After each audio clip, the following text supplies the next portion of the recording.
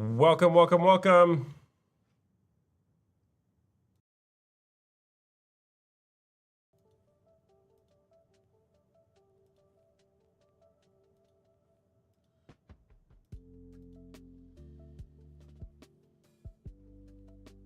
I think it can be. Okay.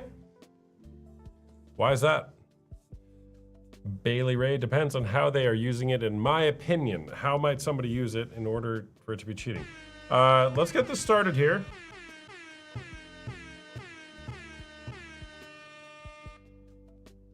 Why is an air horn so annoying, but also so satisfying?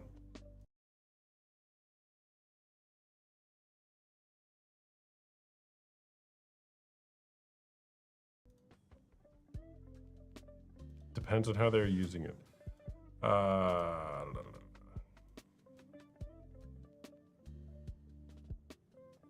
Still an issue.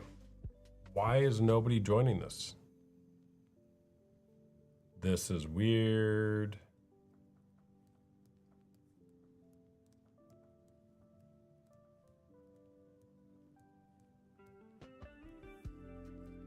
Your first comment got filtered.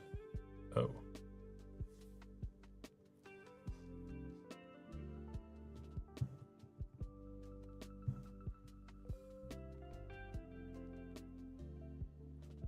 Yes. Brenberger.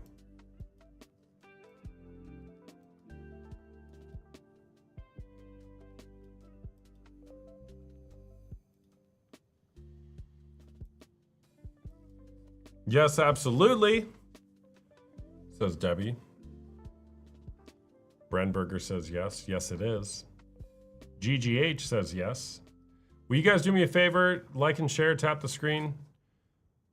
Normally there's way more people on here. Right now there's 6, which is fine. It's fine. Have I talked about how much I love TikTok, by the way?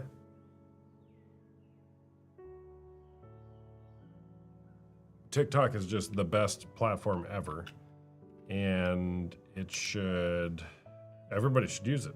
Everybody should use TikTok.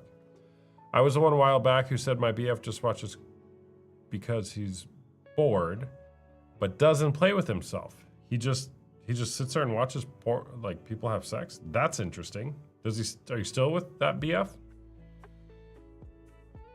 It's really hard, TBH, but he has been doing good, and you can recover from it. Yes, you can. You absolutely can recover from it. Absolutely. You're still with him, okay. Is he still doing that?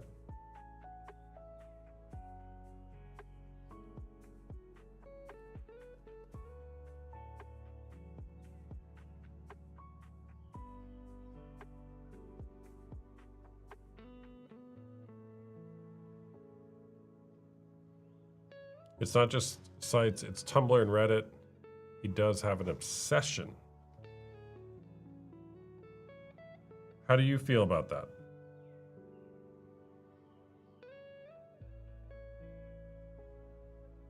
How does that feel for you?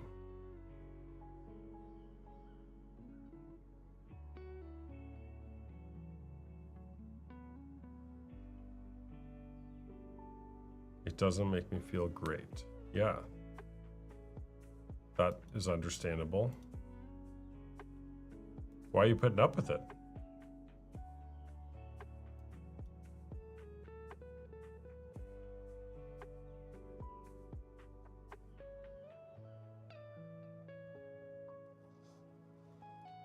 Why are you putting up with it?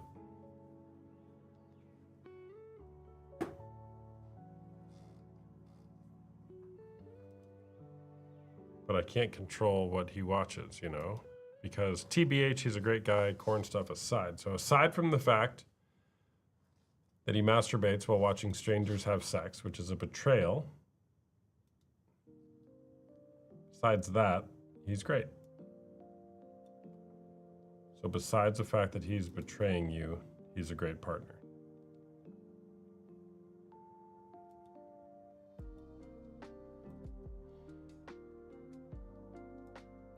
I would take my partner's feelings into consideration. I'm gonna read some quotes here. People exist for one another. Marcus Aurelius. That's a good one. If it's endurable, then endure it. Stop complaining. So that's Marcus Aurelius. Okay. We suffer more in imagination than in reality. The things you think about determine the quality of your mind. Your soul takes on the color of your thoughts. Excellence withers without an adversary. Stoic wisdom from the Daily Stoic on Instagram. What's that guy's name? Ryan Holiday? Something like that.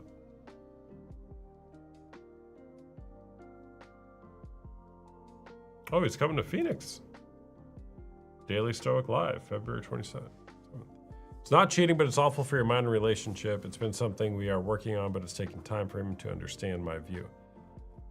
It's not really about him. It's your boundary. Yeah, Bailey, why are you... what are your boundaries in your relationship? I'll be right back. Don't go away. Hold that thought.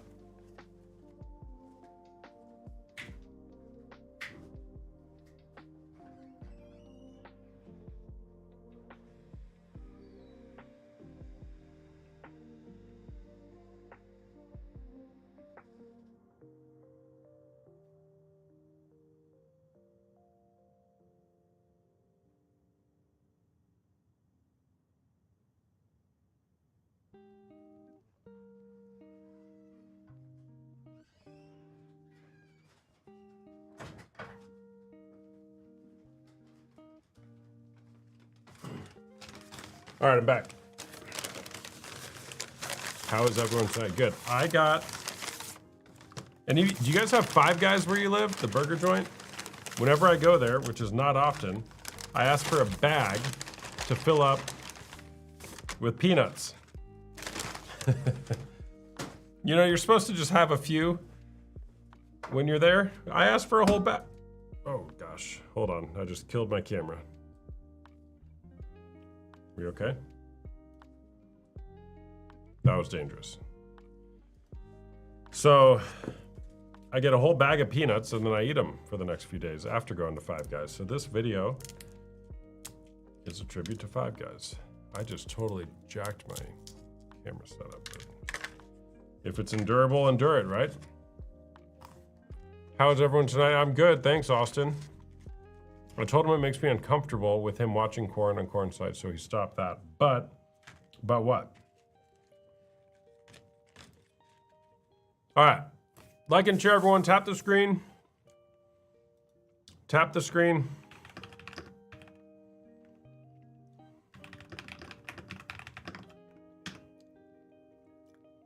I don't believe it's cheating. Should I be convinced otherwise? Well, Emma, so you don't think it's cheating. So it's not cheating that your partner is using other people for sexual pleasure who aren't you.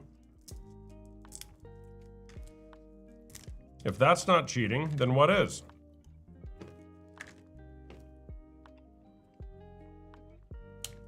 If that is not cheating, then what is?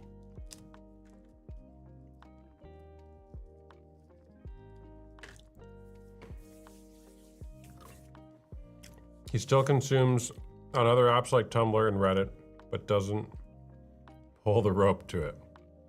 Well, why is it different, Bailey? Why is it different? It's still porn, it's just porn on Tumblr. I'm curious for you, what makes that different? Why do that if you got your own GF? So I'm trying to figure out. Usually, some sort of trauma got you there. Am I married? Yes, I've been married for 14 years.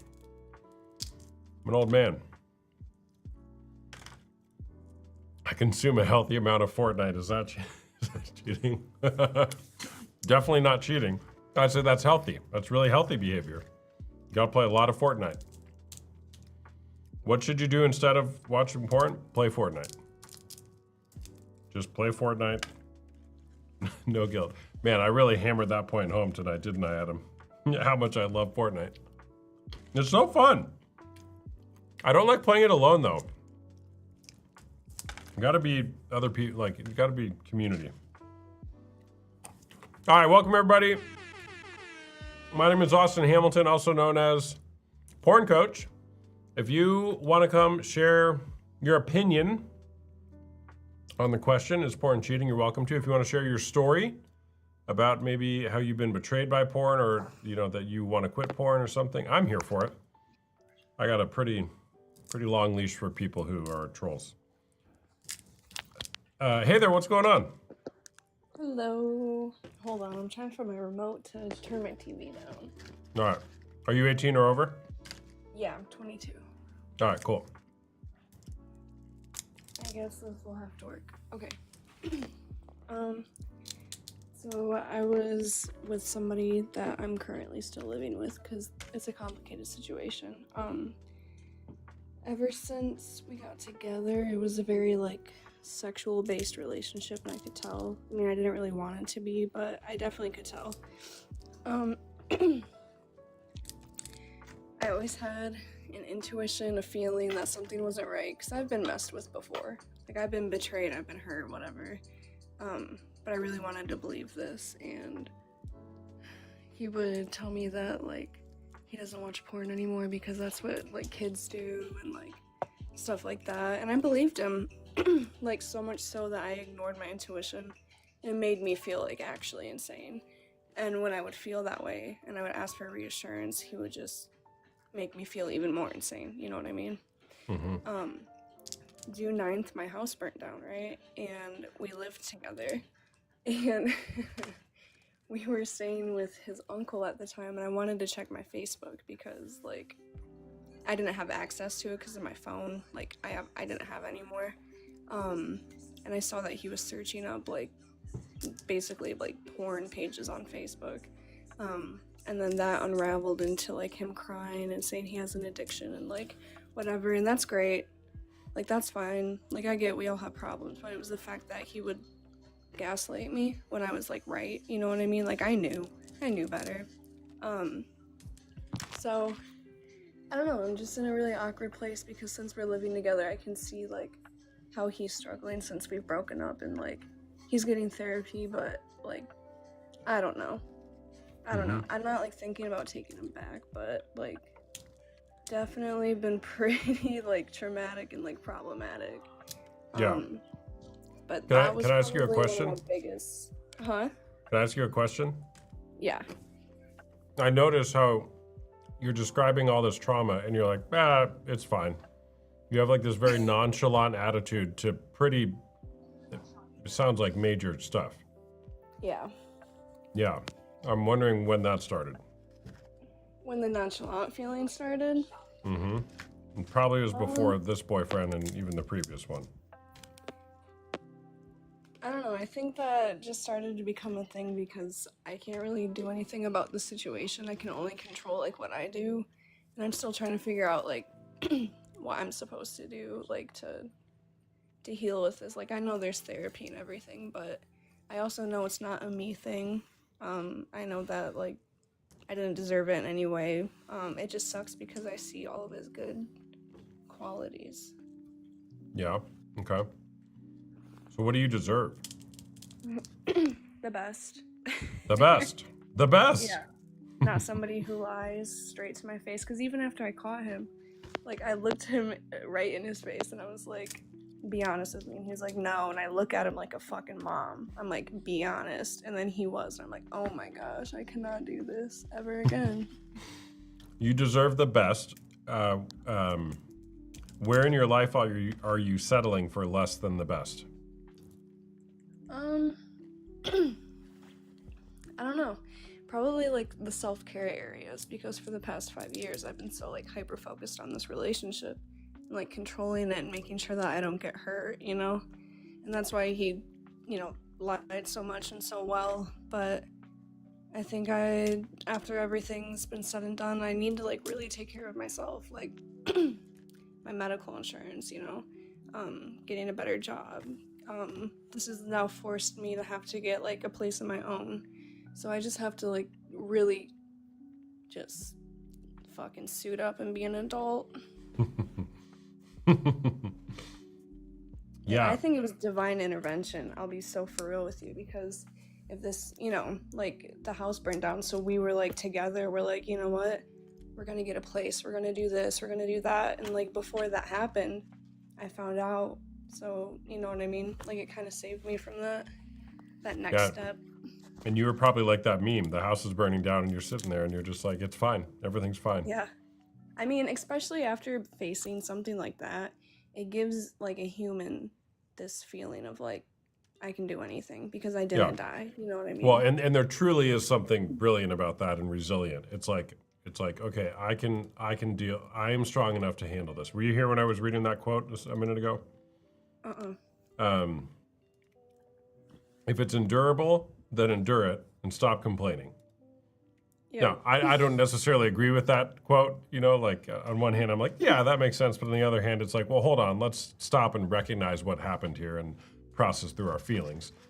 I think that's finally starting to happen. I'll be honest with you, because like, I had broken up with him and I was just more upset, like angry. And like after that anger settled, I'm like, oh my gosh, like I'm actually sad. Like I won't have the life that I thought I would with this person because they couldn't be truthful. Yeah, and that's grief, and then you get to move on from that. Yep. So what's next for you? What's next for you? I'm gonna be getting an apartment with my best friend, my girl best friend. And I don't know. Everything is at my feet right now. I can do anything, so you can do anything. I have like no strings attached to anybody. I love that for you. Yeah. Cool. Thanks for sharing. Yeah, of course. All right. Good luck. Thanks. All right, bye-bye. All right, W's in the chat for our guest and all of our guests. What's up, Callie? What's up, Mama Robes? I'm eating peanuts. I went to Five Guys and got a bag of peanuts. So now you guys get to watch me eat peanuts. Will you guys tap the screen, like, and share? Let's get this up to 10,000 likes, huh? 10,000. We can do it. I know we can. That guest didn't want to come on. I feel like I'm in a mood tonight, so let's make this an interesting live. And if not, I'm going to go play Fortnite.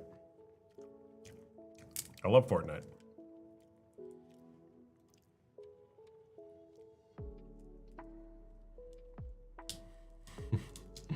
What's up, Kayla?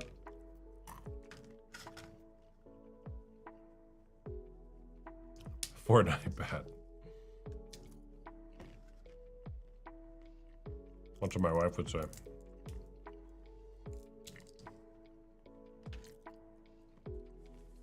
An addiction. I'm definitely not addicted to Fortnite.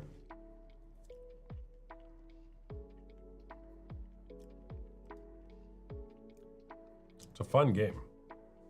All right, no guests are here. So maybe people don't like me eating peanuts.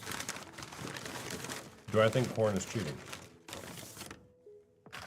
I think if you're in a committed monogamous relationship with another person, and you've said something like, I love you, only you, mind, body, and soul, till death do us part. If you deviate from that, whether it's using another person on a screen or otherwise, I think you've gone against the agreement and you've therefore cheated. Who was on my live yesterday when that Sam guy was on? I mean, can we just... Sometimes you get these guests and they're a real piece of work. But we've all got a story. We've all got a story. Just lost my 5-year relationship over him paying for cam girls and exposing himself to them. Sorry, Opal. That's really hard.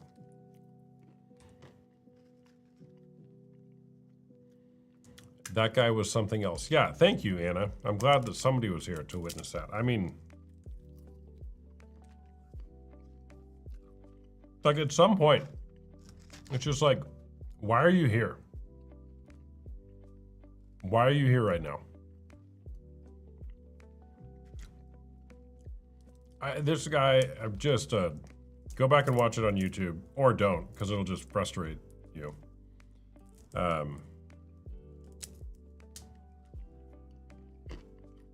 He was very combative. I'm so unbelievably devastated. Opal. All right. There's nothing wrong with you. You didn't cause this. You don't deserve this. Okay? And it's devastating. There's a big loss there. The 5-year relationship.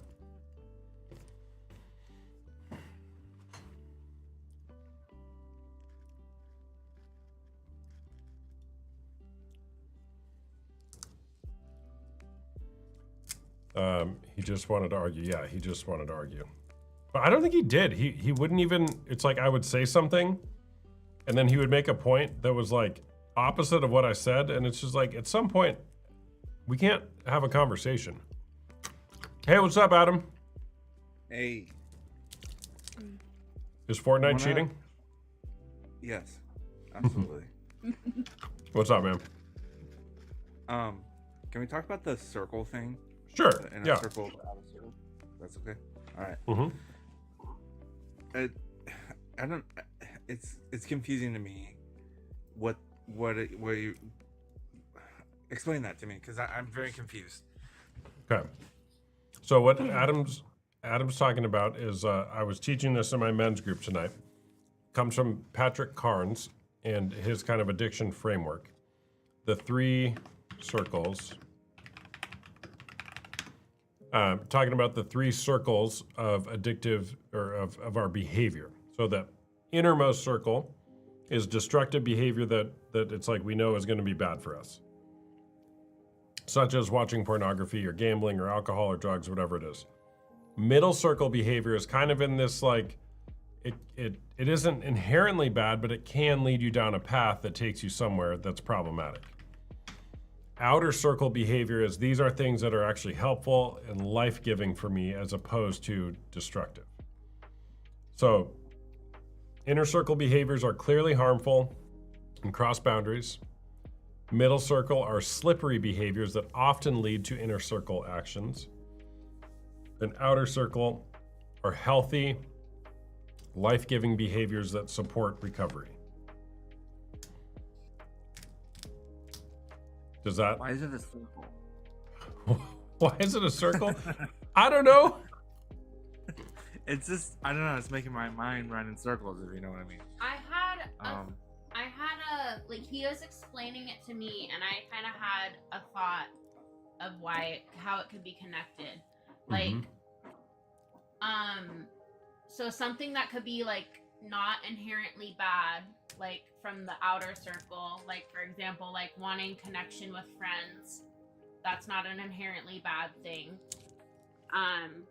But then what a lot of guys can do is, because they want connection from friends, they can slip into like a middle or inner circle behavior of like objectifying women with their friends to like connect with their friends.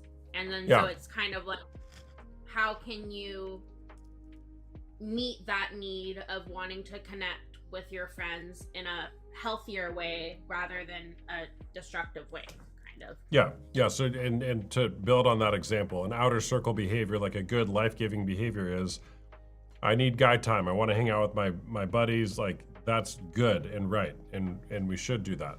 A middle circle behavior could be we go to the bar to watch, the football game on Saturday night. There's also nothing inherently wrong with that, right? Mm-hmm. But where could that lead you? Okay, now you're out. Let's say, instead of coming home at 10, you stay till midnight and nothing good happens past midnight. and then you drink a few too many, where could that take you? To an inner circle behavior that's destructive.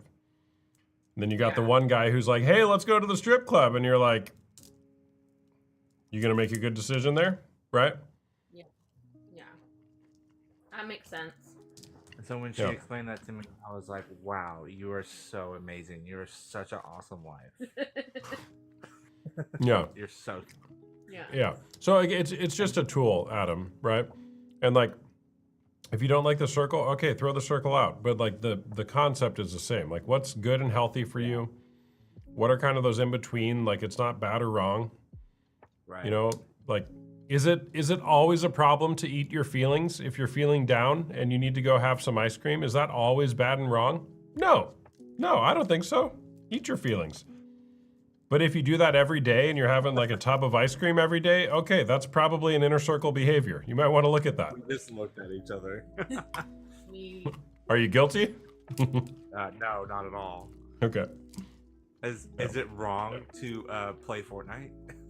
Absolutely not. No, definitely not.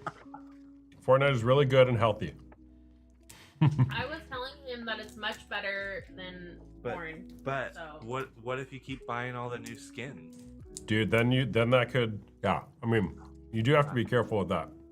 The V-Bucks can get out of control. Yeah. The V-Bucks can get way out of control. What if you start blasting the 12-year-olds who are cheating their way through the game, and then you start calling them names and stuff? Yeah. Well, there have been some times I'll play Fortnite with my son and his friends, and I'll have to talk some sense into them. Like, guys, this is not how we talk to each other here. There is a dad present. So at one time I heard one of them say like a bad word, like hell or something like that. And I was like, or damn. And I was like, who said damn? And they all got quiet. I'm like, okay, I'm not like, I don't want to be coming down on you guys, but I do kind of want to know, like, which one of my son's friends is cussing while playing video games? At 10 years old, by the way. Have you heard the little it's this video of this little girl and she's going, stop freaking damn it! She's like so funny. No, I haven't seen that. It's so funny. It's the funniest thing. So we say it a lot. Nice. Yeah. All right, I'm going to do some co-hosting, guys, okay? Okay. Peace. See ya. All right, welcome everybody. Good to see y'all. My lives have been a little slower lately, which is no problem. But I talked to some guy at TikTok, and he's like, you need to go live 2 hours a day, 4 days a week. So that's what we're going to do. Remember last year when I was doing that? I was like 2 or 3 hours a day for like 5 days a week for a while.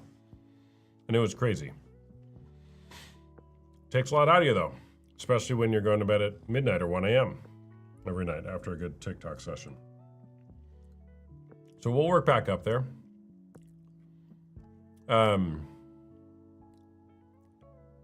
It's the Burr months. I'm just busy. Burr months?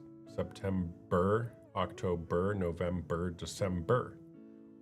January, February, March, April, May, June, July, August. I didn't realize that there's 4 Burr months in a row: September, October, November, December. Huh. Learn something new every day. Yeah, those were crazy lives. Yesterday's live was also crazy, if you guys were here for that during the day. I have to remind myself, eating peanuts in my office, there's nobody here to sweep up after me, like if I was at a restaurant. What happened yesterday? Go back and watch it if you want. I had this guy, total piece of work, named Sam. It was kind of like in the middle of the live. Total piece of work. Like, I hope he's here. I hope he comes back. I'd love to. You know, sometimes I get these guests and it's like, I even told him this. I'm like, bro, this is not about me. Like, whatever's going on for you right now, it's not about me. I can't even explain it. Oh, you were here, Krista? Yeah. Dude, Dude.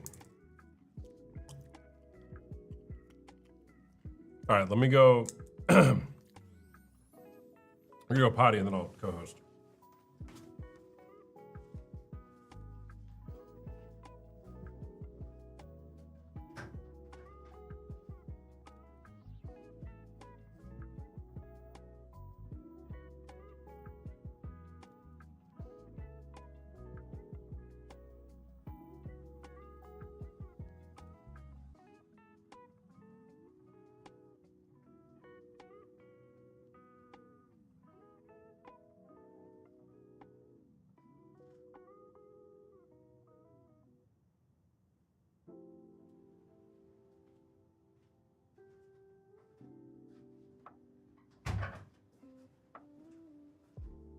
All right, get your popcorn, everybody. Get your popcorn. Selling it at the door. I don't know what it is, maybe holiday stress, but people have been acting like psychos online lately. Well, I think that that's just what people do on the internet. All right. I have 22,000 followers. Hey there, what's going on? Hi, how are you? I'm doing good, thank you. What is it? Age live is view available to viewers 18 or over. Oh my god. Oh, that's why it gave me a warning. Sorry, the box was blocking your. Okay. Is porn cheating? What? Is porn cheating? No. No?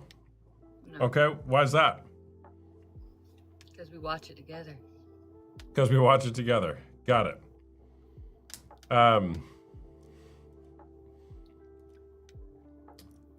Do you want to? Oh, Okay. All right. I didn't mean to mute you. I was trying to click on your profile. That's fine. Profile. That's fine. So are you, how do I say this? What type of content do you create on TikTok? Just like cruise stuff and like family stuff, I guess. Cruise and family stuff. I guess you could say, yeah. Like what kind of cruise and family stuff? It's just like. Wait, hold on. I lost the window. Okay. All right.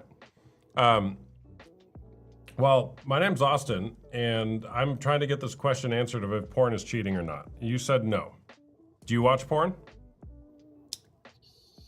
Sometimes. Sometimes? Can I just ask like a really forward question? What's up? Have you ever, like, do you create any type of content that might be a little, Yeah. Oh, and there's someone behind you as well. Yeah, we can ask him, babe, is porn cheating? Is This he is a smoke- guy's perspective. Let's ask.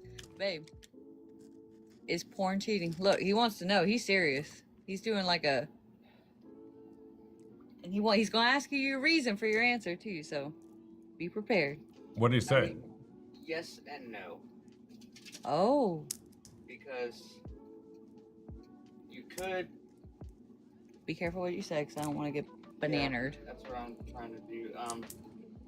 You could be trying these. You could be watching and trying these things with your partner instead of watching it yourself.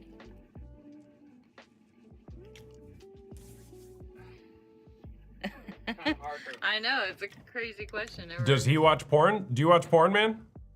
Yeah, he does. Yeah. How often? Now I want to hear this. Not often. You're such... Not since my fucking surgery. He has cancer, and he just had a bad surgery, so he can't do nothing. So. Got it. Are you guys smoking cigarettes indoors? Sometimes, yeah. Interesting. Sorry to hear about cancer, man. That sucks. God dealt me with a hand I was able to win with. You won the hand, though. Yes, sir. All right, good job. Good job. Okay. So what about you, Adriana? Do you watch porn? already told you, yeah. How often? Often. Often? Hmm. Okay. All right. Are you guys married? We've been together for 13 years. And you're married? That's cool. You got any little ones? Yeah. Yeah? Yeah, Okay. just one. Just one? They're the cutest little things, aren't they? Yeah, she's 14. She ain't a baby 13, no more. 14. Okay, got it. All right. Not a baby. Definitely not. All right. So why do you guys watch porn? I don't know. He's pretty much he don't like porn. He's against it type shit. Who is? So he's like he wants to know why we do. I mean, Oh, he's a coupling coach. Well, maybe we can talk about stuff not up on live. Like what? No, I'm not talking about it up on here. Oh, she's got a But- bone to pick with him. What is it? We can handle it. No, I'm not I've talking about I've heard it here. worse. I promise. I promise. One time. Yeah, but I don't want my followers to hear it because some of them are actual friends and stuff. But yeah. Got it. Got it. Well, if you'd But like I have a to. question for you. Okay, sure. Why are you against it? Who said I'm against it? Your caption literally says "leave corn behind," as in Oh. don't watch it, don't do it. Oh, there's a tell there. There you Yeah. Well, I think what we know about pornography is that it's counterfeit intimacy. It's fake intimacy. It's not real. It creates a wedge between you and your partner. 'Cause it's Because- unrealistic expectations. Creates unrealistic expectations. Yeah. And how you do one thing is how you do everything. So if you're watching porn, you're creating unrealistic expectations. You're going to do that in real life. You're going to start to have expectations with your partner that just aren't reality. You should listen. not necessarily. Yes, huh? I agree with him on that one. But why do you watch it then? For my own personal benefit, I guess you could say. Whoa, rules for thee, but not for me? I mean, he does it. Okay, well, okay, so it creates unrealistic expectations. It can be addictive. It can jack up the reward circuitry in the brain. One of the big problems with porn is it requires nothing of you. It's just like, oh, I want this now, I'm going to get it now. As opposed to actually being in a romantic relationship with a person requires you to be curious about somebody, know what they desire, know what you desire. And pornography subverts all of that. So when we're in a pornography cycle or we're using pornography, you just have to know that it's a wedge for real intimacy, preventing real intimacy from occurring.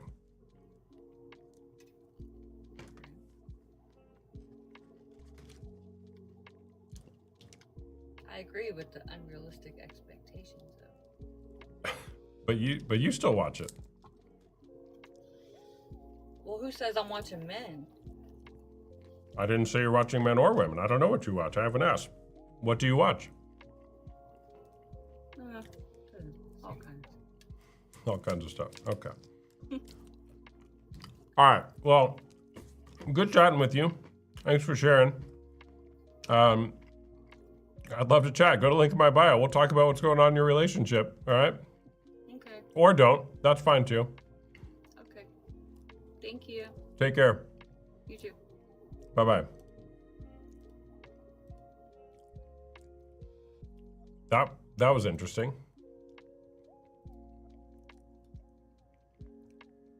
The most fascinating part of it is who smokes cigarettes indoors? I mean, that's what you do. We should do that. Okay. Hey there, how's it going? Want to bet she'll reach out? I actually kind of think she might reach out, Adam. She had some dirty laundry to air, that's for sure. Hey there, is porn cheating? Yes, I can't hear you. Okay, moving on.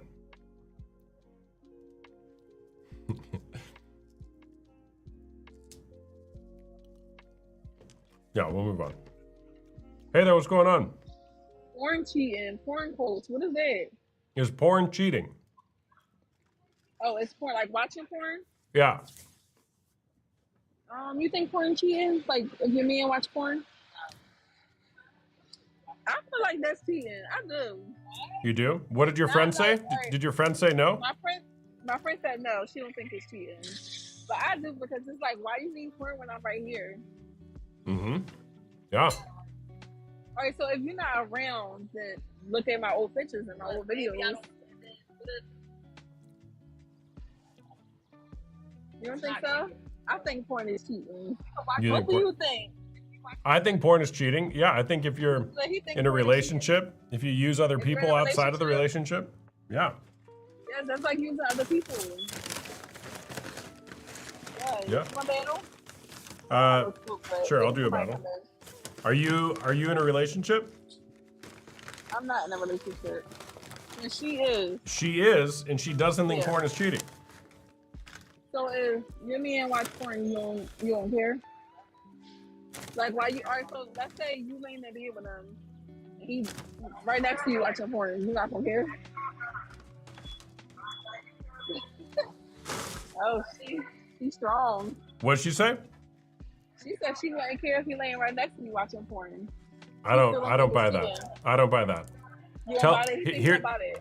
Here's what you do is tell her when she gets home, tell her husband or boyfriend, whatever he is, be like, hey, pull up your favorite porn star, the one that you think is the most attractive to you, the one that you lust over the most, the one that you love masturbating to. And sit there and masturbate to that person while I just sit here and watch. He said when you get home, tell him to pull up his favorite like porn star, the one he thinks is like the most best person ever, pretty person ever, and tell him to masturbate. And then watch. And see then what watch. happens. See what happens.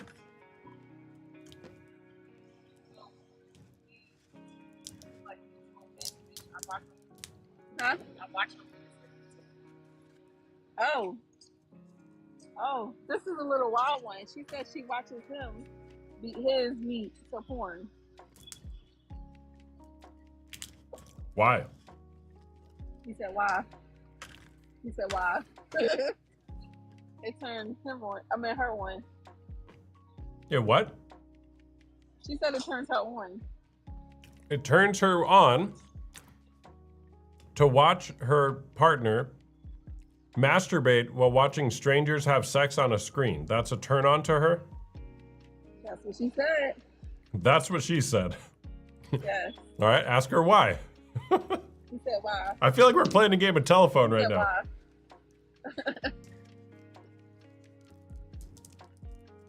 I don't think she has an answer for that. Yeah, because she's, For the why. well, I don't think she, I don't, tell her I think she's lying. I don't think she's telling the You truth. think you're lying. You don't think you're telling the truth. I mean, she's a little freaky, like, so she probably do get into stuff like that. Can I talk to her? You want to talk to her? Yeah. She said she'll go in his chat, Kai. Go in his chat. Thank you. Thank you, Kai. All right, we gotta wait for him to get speed now. Where are you guys right now? We're in Philly, but we at work. In like a factory of some sort? Warehouse. A warehouse? Can you get speed? Where's your chat at? I don't know. Chat, come on. Let's win. Tap the screen. Let's go. Where are you at Amazon? Yeah, it was the best time to drop gifts. No, I'm not at Amazon. Does your boss know that you're on TikTok talking about porn right now? Don't worry about that. See, you up worrying about you supposed to be the porn coach. All right, thank you. Oh my God, y'all are turning me up. Thank Oh my you. gosh. Why do we never win, chat? Why do we never win? We never win. So wait, did you do porn or something? No, I didn't do porn. I watched a lot of porn and pretty much ruined my life with it. And so now I help. Really? Oh, your wife didn't agree? I Your didn't girlfriend? agree. I didn't agree. That stuff, no bueno. No bueno at all. Oh, okay. So you didn't agree, but why did you do it? Why did I do it? Yeah. 'Cause I know, it can become an addiction. Like I thought I needed I it. ain't say nothing. I thought I needed thought you needed it? the fake intimacy Did you think you needed it more than your girlfriend? than my wife's. Yeah, your wife. Did you think you needed porn more than your wife? No, absolutely not. But you know, there was all sorts of compounding factors going on. But I was exposed to pornography at a very young age, when I was like 11 or 12 years old, and that'll like hook your brain into thinking it's like real intimacy, but it's not. It's not real. And then someday, no judgment, you'll be however old your friend is, and be like, I'm not judging when I'm saying this. Can you hear me in that? Yeah. Like, I Yeah, just my don't friend believe, listening too. yeah, I just don't believe it's like a really natural thing to be like, I get off by watching my partner masturbate. Come back to me when I'm down there. She's busy. She's busy right now. Hold on. Hold on. 12:30. I'm about to land the point. 12:30. Porn coach on TikTok. Oh, we got 2 fees. All right, I'm listening. All right, so just listen to that. Like, one, a person's masturbating while watching strangers have sex. That could sound like weird to somebody.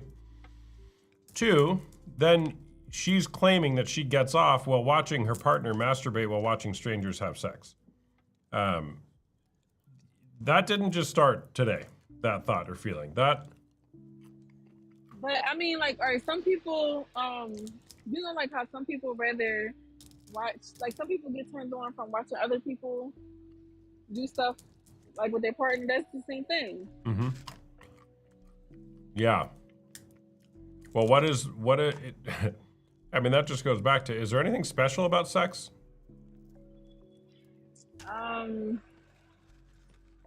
The love making, the love in it.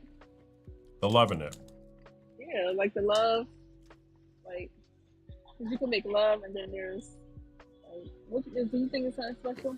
So is it making love when you're masturbating, watching strangers have sex? I'm eating peanuts. No. Why can I smell the peanuts that you're eating? I don't know. You might be in a peanut factory. I don't know. He said, what is special about sex? And I said love, but sometimes it's not always making love. Sometimes it's just, you know. Are these questions too hard for you, girl? Look, can I talk to her? Is she there? She don't want to come on the phone Why? for her reason. She That's just my job. told you and all your followers and me and all my followers that she likes But to you can't see her. You to can't watch see her. her partner masturbate while watching strangers have sex. I mean, what more can there be to hide? I mean, only me and you know that, and the other people in my chat, but y'all don't know who she is. How do you know? How you gonna know who she is? She's sitting right next to you. She's not on the live. I don't know. But she's your friend. She's in that video you just posted. What video? I don't know. I'm making stuff up. Like he trying to find you. All right. Nice chatting with you guys. Stop watching porn. It'll ruin your life. Bye-bye. Okay. Are the shells going on the floor? Like, no, I already said this. I have these little containers, and if you guys could see my setup right now, I know that like my camera and everything is fancy, but I'm in a garage. I'm in a garage. A garage that's outfitted for a studio, but I'm in a garage, and I'm using a plastic table from Costco. That's my main desk. And there's a towel on the table to reduce echo. So, and it's a beach towel, a blue and white striped beach towel. So yes, my shells are spilling out over the little container, but I can just take the beach towel out of the garage, out the back door that I frequently go out to pee on the grass, and I'll just shake the towel out of all the peanut shells, and then It'll be like nothing happened. So, I'm glad you asked. Thanks for asking. I didn't think porn was cheating, then I discovered my husband's sex addiction. Yeah, sorry about that. Nice setup, looks professional. Yeah, I know. I know. It's all about what you see right here. Hey, what's going on, man? I can't hear you. That previous guest, I feel like I was a little judgy. I just want to apologize to her.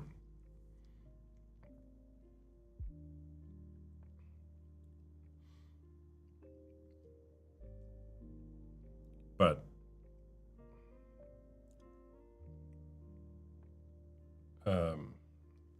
that's okay. Maybe they'll schedule a call and we'll figure out. We'll get to the bottom of the tea.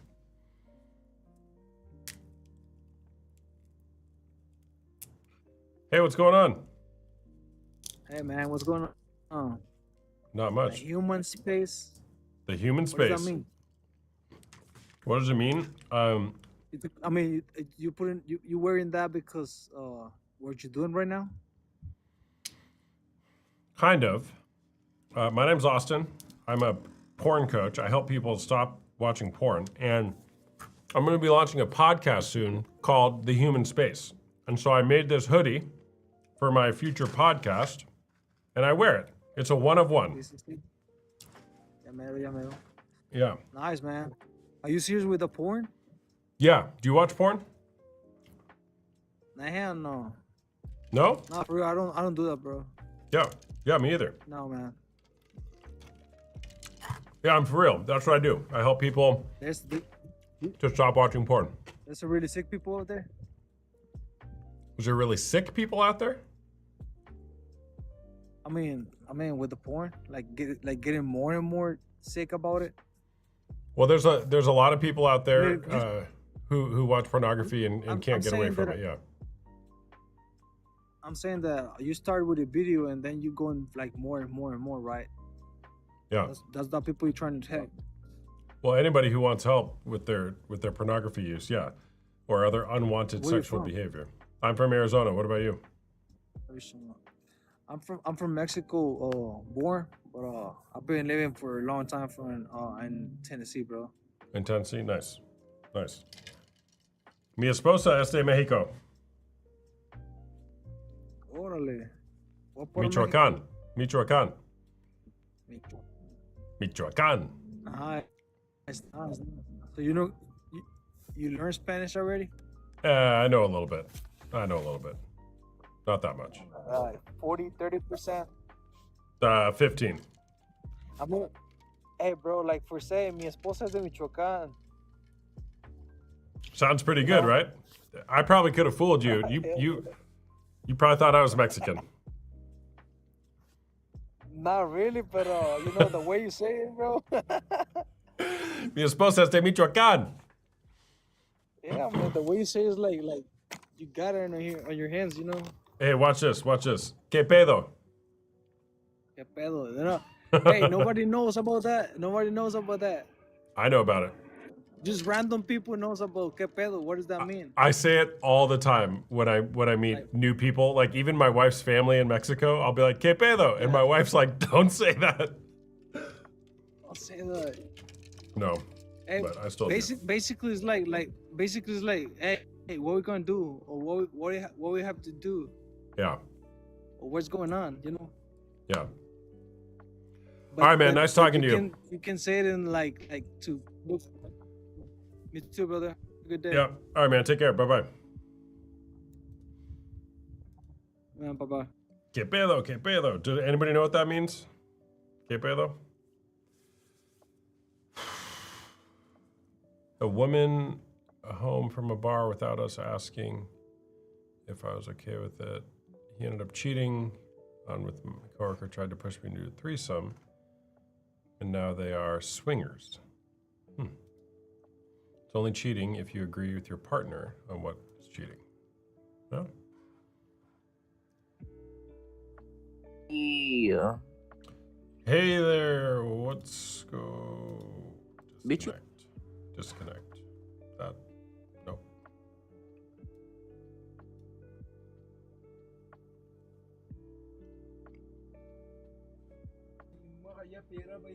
Pakistan?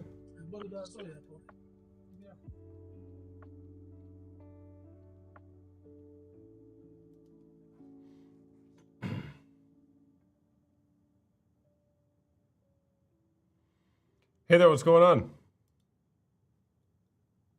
Hello?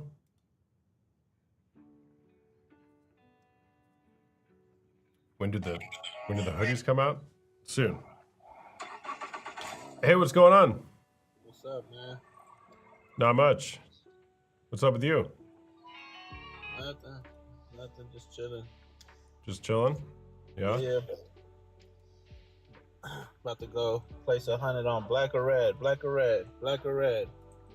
Ooh, I don't give out advice, but I would ask you, what color do you think you want to put it on? Black every Black. time. Okay. Okay. Do you watch porn? Not in a while. Not in a while. That's good. Why is that? That's a good question. I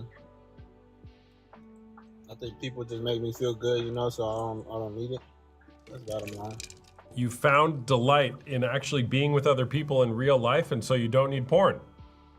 Yeah, a lot of times, hell yeah. Oh, dude, that's great. Yeah. You gotta enjoy your days while you still have them. Uh-huh. Yeah. And you gotta take care of your health.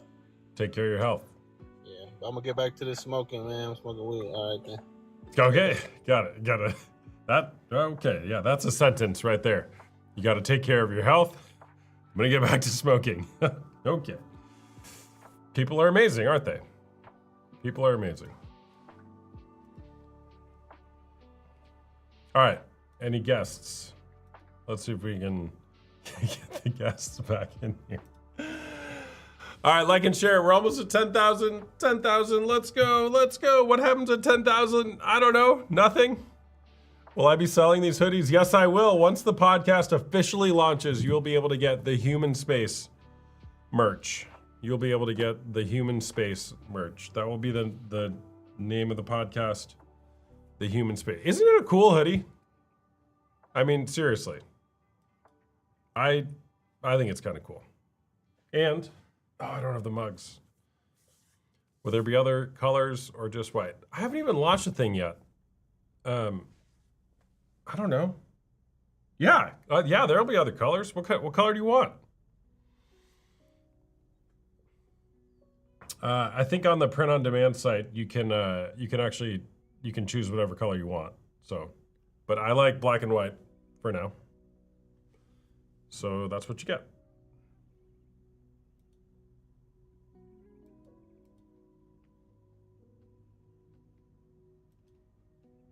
Buying in white. What would your if you guys were to buy a hoodie, the Human Space, what colors would you want? Top 3 colors. Black and white, white and black. That'll for sure be an option. I'm a big duotone. Is that a thing?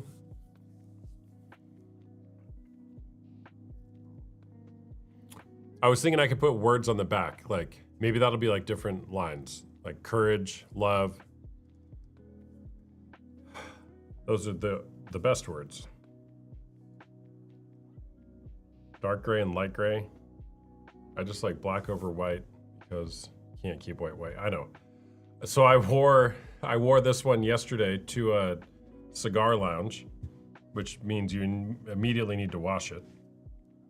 Then, because I didn't want to bring it inside, I set it outside on the patio furniture yesterday. Then it rained. And when it rains in Phoenix, it's like it's raining dirt. So dirt rained all over my hoodie. So then I brought it inside, but the washer was already running. So then it just sat there and, then it smelled bad. But then I washed it and now it's clean again. For now. Yeah, monsoon season was allegedly over, but we had like this epic downpour today. Hey there, what's going on? Hey, how are you? I'm doing good, thanks. Is porn cheating? Gray with black letters. Dark gray. You guys are really into the grays. Hey there, what's going on? What's up? Too young. I just love, and you guys can probably see my face, like when I can first make the initial impression of the guest, it's like, I'm just like, how am I gonna land this question? That's what goes through my head. And by the way, the amygdala only needs about 80 milliseconds to respond to what you see, to a threat. Bet you didn't know that. Unless you're in my women's group, you learned that tonight because we talked about fight or flight responses. So when I see a new guest on the screen, it's like, whoa, oh gosh, oh my gosh. I think I scared her. What is my women's group? We meet on Tuesday nights and Wednesday mornings. And hey there, what's going on? This man said, is corn cheating? That's what I said. What's up? What do you think? Yes. No. She might think it is. I don't think it is. She said yes, you said no. Yeah. Oh, let's go. Let's go. You want to battle Like, as we hash this out? So, of course. Yeah. Are you guys an item? Are you in a relationship? Yes. This is my husband. Okay, guys, welcome. Welcome. Can we battle? Yeah, we could battle. All right. All right. What are your names? Mr. Cincinnati. and Mr. Eliza. Cincinnati. And Alana? No, Eliza. Eliza, I'm Austin. Nice to meet you. Okay, so you don't think porn is cheating, but she might have a different opinion. Oh, she definitely does. She definitely thinks it's cheating. Oh, Guys, yes. why the fuck you gotta watch that when I'm right here? You can have me as much as you want. Everybody has preferences, and So, everybody has so Mr. Cincinnati, do you watch Why porn? am I not your preference? Hold on, wait. I'm not saying me. I'm not saying me. I just have an opinion, okay? I'm not watching. So where'd you get that opinion from? What do you mean where I get it from? Of course, I feel like you should be able to, but I'm not saying I have the need to or like I have the want to. Do you do it though? Like, when's the last time you watched porn? Be honest. He's I not can't gonna remember. be honest. No, honestly, I can't remember. Take a guess. Take a guess. I say the last time I even tried to was probably like 3-4 months ago, maybe. Okay. But I wouldn't even say it was like I was like actively looking. You know how you be on Facebook type shit and you just see the little things and you be like, what the fuck they doing? And you click on it and then some shit pop up and you just like, what the fuck? Like you Type just, shit. it's like you tripped and fell and then there was porn Yeah, on the it's screen. not like I looked it up to like get off. Got it. So It's like I a don't middle know. middle circle behavior. Okay, so what do you think, Mrs. Cincinnati? What do you think? Middle circle behavior. I don't agree with it at all, but Of course, she ain't gonna want me to. I'm a grown ass man though. She can't get How- mad at that. We love each other. Our love is stronger than fucking watching something with my fucking ass. Okay. How long have you guys been married for? 4 years. He doesn't even know. Because we, yeah. All right. So how do you feel when he watches porn? Well, she doesn't know. I have to find out on my own, so of course I'm mad. So you hide it from it's her? not- Why do you hide it? No, he No, don't it's hide it from me, but like- it's not like he comes to me and be Yeah. like, hey, I'm watching, you know? Right. It's not like I'm just sitting next to her and I'm like, yeah, like, you know what I'm saying? Like, it might be like on Facebook or something, like, I'm taking a shit. And I just come across some shit. I'm like, shit, what this is? And I look at it, I'm like, what the fuck? So I'll see nothing wrong with it. Now, if you just constantly like, you know what I'm saying? That's a little suspect. It's a whole different ball game. But so do you feel like you have a right to watch porn? Like you're entitled to it? I don't feel like you're entitled to it. But at the end of the day, anybody has the right to do anything. You can't stop nobody from doing nothing. Literally, it's against the law. So why would you do it? She's right there. She's willing. She's like, hey, look at me. But instead, you're over there taking a shit, watching porn. Like, what's going on? Well, that's not how. Now you're trying to twist it to fit a narrative, which is not That's cool, exactly but what you said. That's not what I said though. 'cause Okay, I said what did you sometimes say? I might be taking a shit. She's not gonna be. But if I'm taking a shit, she needs my attention while I'm shitting. Well, the porn's getting your attention. It don't matter. I'm taking a shit. Anything can have my attention. She don't need my attention while I'm taking a poop. I'm a grown ass man. See that? And that's the difference between a lot of men and me.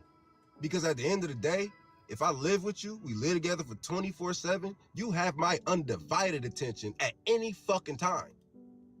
So I'm allowed to give other fucking things my attention if I choose to. Whatever it may be. So why do you give other women your attention who aren't your wife? I don't consider that giving it to other women. Okay, do you watch porn of men? Okay, so let's put it to an example like this. So, do you have a wife? Mm-hmm. Have y'all ever watched a movie that had a sex scene in it? Yeah. Did you watch it? No, I turned it off. It's called Game of Thrones. I was like, nope. I would not. That's control. What? So you telling me that you were so uncomfortable to watch that you had to turn it off? Yes. As a grown, how old are you? 40. As a 40-year-old man, you felt uncomfortable to the point to where you couldn't watch Game of Thrones because It's not that I couldn't. It's not that I couldn't. I just chose not to. No, why would you choose not to? It's a TV show. Because I didn't want to watch other people having sex. Your wife did, though. Who picked the TV show? My wife definitely didn't. We picked it, and we had no idea what we were signing up for when we started watching So it. y'all telling me every movie that you had, every movie or every TV show that you How do you go from that to every? It's a huge leap. No, it's not a huge leap. If you will turn it off with Game of Thrones, then that means any TV show that you watch that has a sex scene in it, you turn it off. No, Or is that no. not? Here's the Is it certain question. one? Go back to the question. Why do you put your eyes on other women for your sexual pleasure? I'm trying to put it into perspective for you.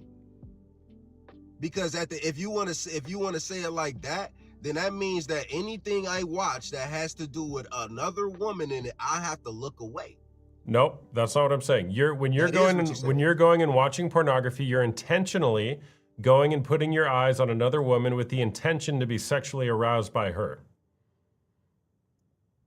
So why do you do that? From a video? From pornography. Okay. I Why mean, do you do that? like I said, personally, I don't beat my thing. But I'm not going to lie and say that I've never seen a porn video. That would just be a lie. But do I actively watch it? No. But do I consider it cheating? No, because at the end of the day, you don't know any of these women. You will never see any of these women in your damn life.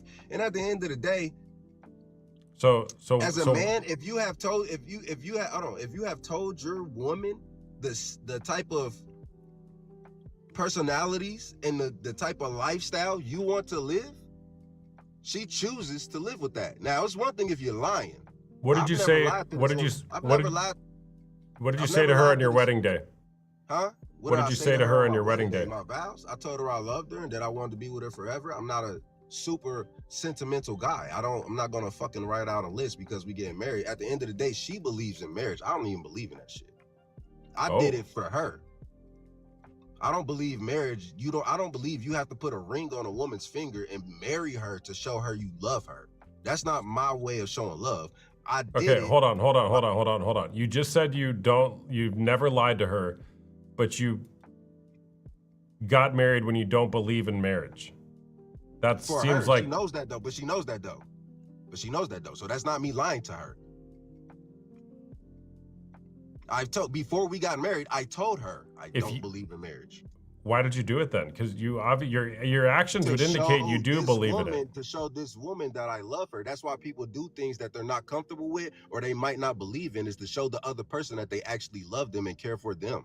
Regardless of how I might feel about something, if she really wants it and she really likes it, she can have it, regardless of how I feel. That's what a real man would do. Okay, would a real man strive to only put their attention and focus on her? See, you're switching the narrative. You keep saying I only put my attention on the porn, but that's not even the case. That's actually not what I said. That's actually literally not what I said.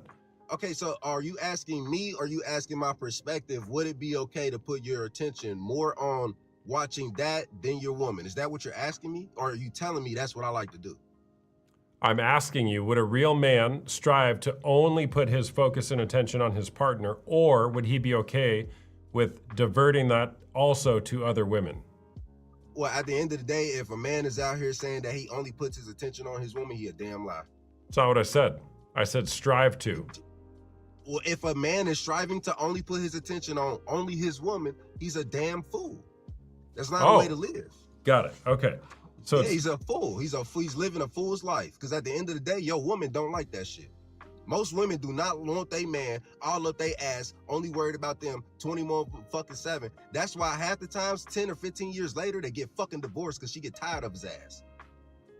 Because all he did was devote his motherfucking life and strive to be the one and only for her. And what did she do? Turn her motherfucking back on him at the end of the motherfucking day. Yes, there are some people that have been together for 50, 60 plus years, but if you actually ask the motherfuckers, there has been a lot of cheating between both of them, breakups and all that shit. It's not perfect. So at the end of the day, if you devote your life and and everything you do to only focus on your woman, you're living a fool's life and you're gonna live a terrible life. Because there's gonna be things that you want to do without your woman. At the end of the day, I'm a man. There's gonna be a lot of things I want to do without my woman. I want to go talk and hang with and kick it with my dudes and have some peace without her. I live with her 24/7. I'm a real ass dude. I'm not gonna lie to you and tell you that I want to be stuck up your motherfucking ass all day. No, I don't. I am not that type of dude.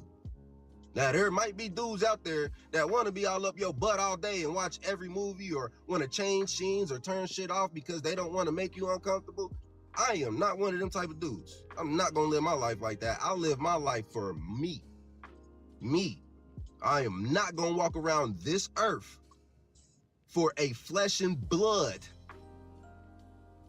to be happy because I want to live my own way. It is my life. I choose to live my way. Now, if I deceive you and lie to you and tell you that I'm going to live one way, but then I change my mind, that's wrong. You don't live like that. I keep it 100 with any woman I ever been. I let them know, bro. This is how I like to live. This is the type of shit I like to do. You can either rock with me or say fuck me. But at the end of the day, it's not going to change the person I am. And you can't live like that. If I'm telling you, if you live like that, because it's going to get to a point to where anytime a woman walks past you and you look at her, she's going to think you cheating. Don't matter if you looked at her or didn't look at her, she's going to think you cheating. And I ain't fucking walking around with that bullshit. Fuck no. How do you think she's feeling right now? She can feel however she wants to feel, but at the end of the day, if I'm telling the truth, she knows what she's getting. I'm not lying. That's what a lot of men do. They lie and hide who they actually are, and then behind closed doors, they do other things. I don't do that. And I'm not cheating on her. I don't give other women attention. I don't do none of those things to her. But if I decide to go watch some shit, it's because I decided to go watch some shit. And I'm a grown-ass motherfucking man. If you're gonna be mad about that, be mad about it. Now, is that what I'm doing? No, but that's just how I feel. Because at the end of the day, I'm treating that with anything, long as it's not cheap. How would you feel if she's out there looking at other men? If she can watch as much as she want. I done told her. The fuck? I don't care about that shit. That shit don't bother me. And that's another thing is, a lot of people be worried about that is because they're not comfortable with their thing. You know what I'm saying? They're not comfortable with it. They ain't seen enough of it. So they feel like they gotta make sure that they girl don't see nothing, don't watch nothing, don't do this, don't do that, because they might leave him for another dude that's bigger or whatever. I don't give a fuck about none of that shit. Never have. It's very clear you don't care about anything but yourself. You've landed that point really clearly. At the end of the day, if you want to take it as that, you could take it as that. But at the end of the day, that's what you said. You said the only thing you care about yourself and you being happy, and that's it. I didn't say I only care. I said I live my life for myself. I didn't say I only care about myself. I can still live my life and care about other people. Why is that such a problem?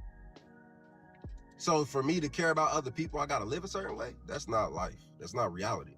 I can Actually, live however I want to a live. lot of wise men have said that the way you find yourself and you find life is by giving yourself away and serving other people, and that's where true joy and happiness is found. And what powerful man serves other people? Tell me.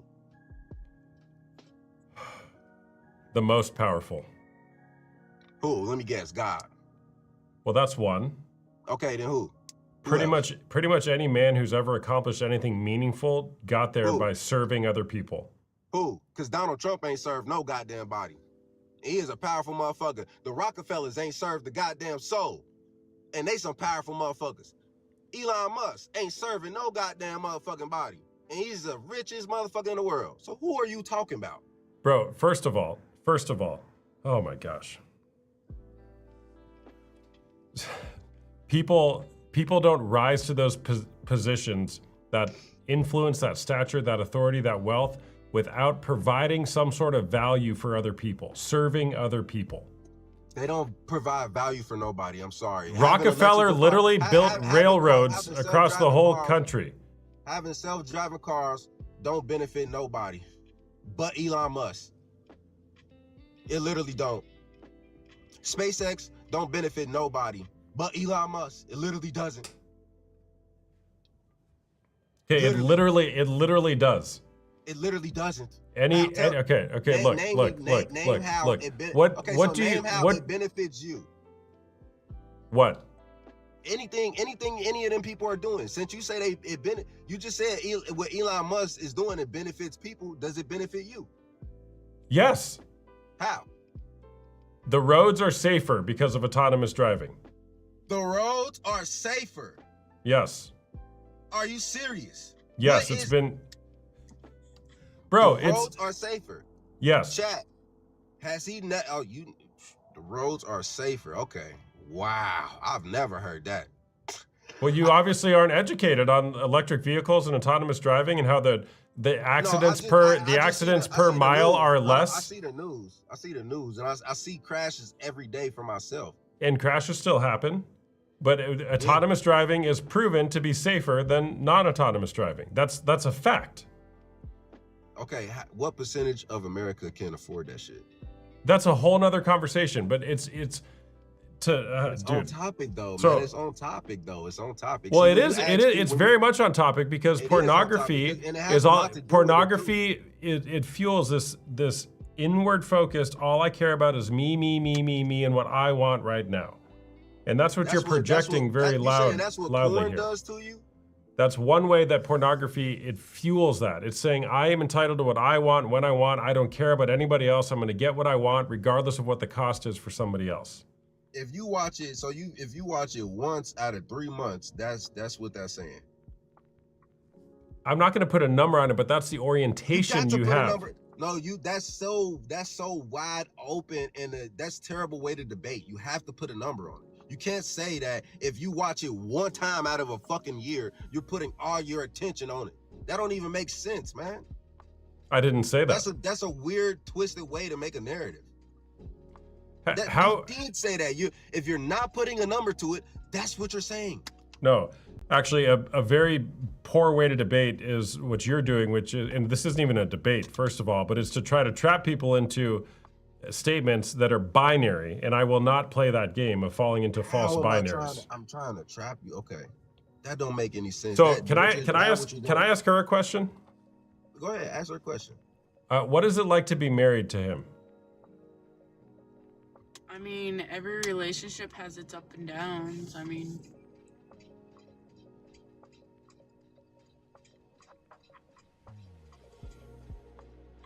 nothing much more to say for real. All right, I'm a realistic person. I'm a realist. What does there say? I'm so happy. I enjoy so much. I'm so in love. We just have the perfect best time every time. That's not true.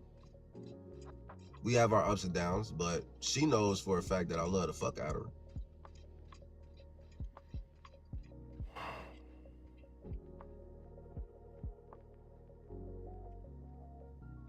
Man, there's so much more available for you in your life. Like, I mean, dude, if you could just, and I know that you're not in a place to hear it, but just the amount of selfishness coming from you and this inflated ego, man. Like I can tell you are super talented and insightful, but man, like what you're spewing right now, it's like, what is this about, man? What is this about? What is what about? That's This whole so way you- of being from you. It's like, oh, me, I know everything. Like, and the way I you're don't say- talking, I never the said way I you're know talking everything. to her, about her, like, dude, You ask me a question, I'm gonna say whatever. That's the difference between me and a lot of people. I'm gonna say whatever I want to say. Because if I'm saying facts or I'm speaking the truth, you can't be mad at it. You might not like it, but I'm gonna always be honest with you. yeah. You well, might not like it. here's where I think you're misled, man. Is you're not speaking truth. How? You're speaking what you feel about a lot of things, but you're not speaking Well, truth. okay, so what? All right, and That's a pretty big incongruency. maybe to you, Okay. not to other people though, because there are a lot of people that think like me. What, like both of the people watching your live right now? And we'll do how many people that I got watching my live. I had 18 watching my live earlier. What does that mean? And most of the people left because I'm on here with you. I think that it's because you revealed a lot about what you really it's literally think. because I was on here with you. When I do this, I just like doing this sometimes because I like to debate people. But half the times my chat don't like when I just have to deal with weird questions like this. Like, who goes around asking on TikTok, is corn cheating? There's actually 3 people on your live, and that's because I joined on my other phone. So there was 2 Okay, when it I could be was 0 watching people on my before. live. Now you're dodging my questions. Now you're trying to get to trolling and talking shit about it. What's your question? I said, who goes around on TikTok asking, is corn cheating? I do. You do that every day. Yeah, pretty much. You don't get tired of that. They don't get boring to you. No, it's probably the most rewarding thing I've ever done in my life is helping. you, my brother. I bet you get a lot of women that just love the shit out of that, don't they? I have a lot of men who watch my content, a lot of women who watch my content. Pretty much anybody who What's the is wanting majority to, percentage, though? who's wanting to be invited into a bigger story for their what's life, the- bigger than just Can I objectifying get a other straight people on answer the out of you? screen. What's the majority percentage of who is in your chat? Women or men? I don't know. It doesn't tell us that. It doesn't tell you. So you don't remember? You don't look at the people that come into your chat? It doesn't tell it. I can't. If there was a way to trust me, man, I do this for a living. If there was a way to see the demographic split, I would know about it, and I would Literally tell look you. at the fucking profiles, man. What are you talking about? I can't go through and look at 60 people's profile and I've just. had 500 motherfuckers in my chat. I've had 600 motherfuckers in my chat, bro. Stop it, bro. I done been there, done that. Great. Just because So have I ain't I. got that amount in here right So now have I. don't mean shit. So have I. I can still see It that doesn't. shit. I can see every person that fucking Yeah. joins. That shit ain't that fast. It's easy. What do you do I for a can tell living, you, man? The majority What do of you the people that's in my chat is women. I can tell you that. what do you do for a living, man? I do HVAC. You do HVAC. Got it. Yes, I do HVAC. Is that a problem too? No, it's a great way to serve people. You kind of was shocked that I said HVAC. I'm not shocked. I think that's great. I just got started into it. I'm not. Mm-hmm. I ain't been in it for years. I had a lot of fucked up shit happen in my life, so I started a little late than other people, but I'm in HVAC. Mm-hmm. What happened in your life?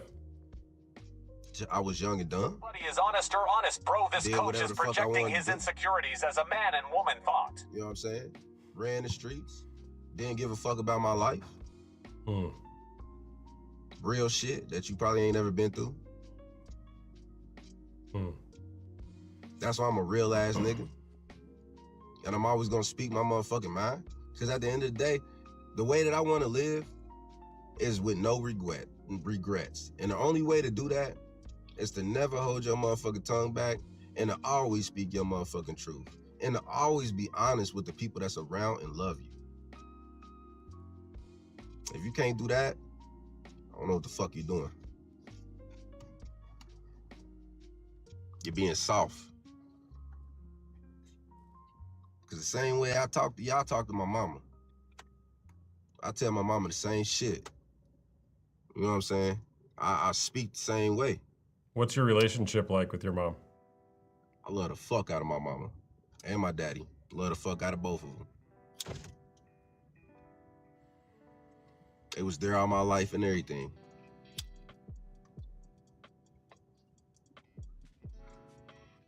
But I fucked up as an 18-year-old, and I'm responsible and grown enough to admit that I fucked up as a young kid. I did.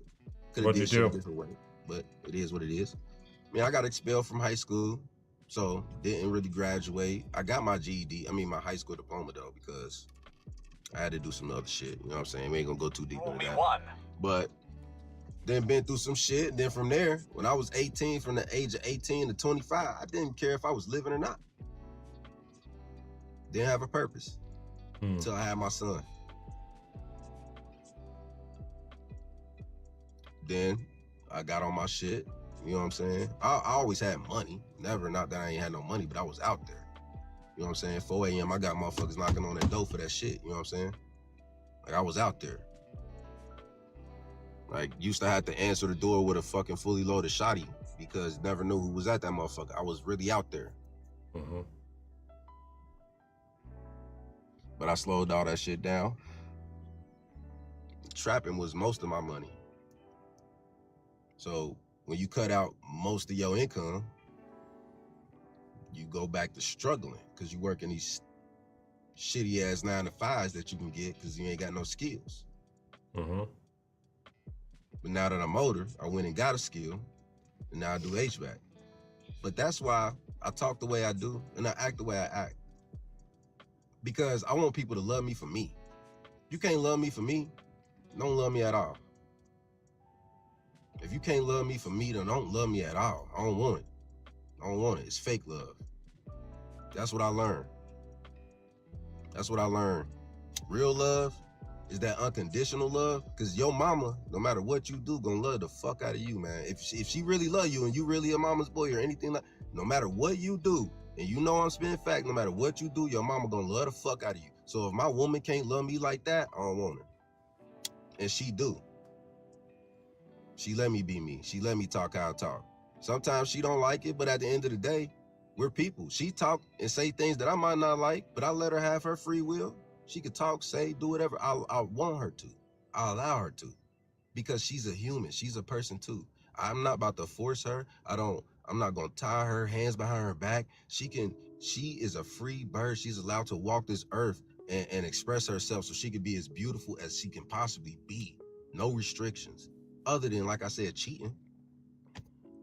That's the simple thing. That's easy to do. But that's why I am, and that's who I am. And I'm not really gonna try to change my ways. Yeah, hey, thanks for sharing that, man. That's a lot. You've been through a lot. She been through even more. At an even younger age. Until I was 3 months old. And a lot of people don't realize that most women like that have been through like real shit, that have been through like don't go real, I'm not gonna go deep, real shit, they judge them for it. I've never judged her for anything she has went through. Anything. I never look at her different. I never feel like when I hug her, anything's different about her. I love her the same whether she went through that shit or didn't go through that shit. And that's what I want her to do with me. Love me for me. I might not say everything perfect. I might not say everything that you like, but love me for me. Don't try to filter me. Let me be a free bird. Let me spread my wings, man.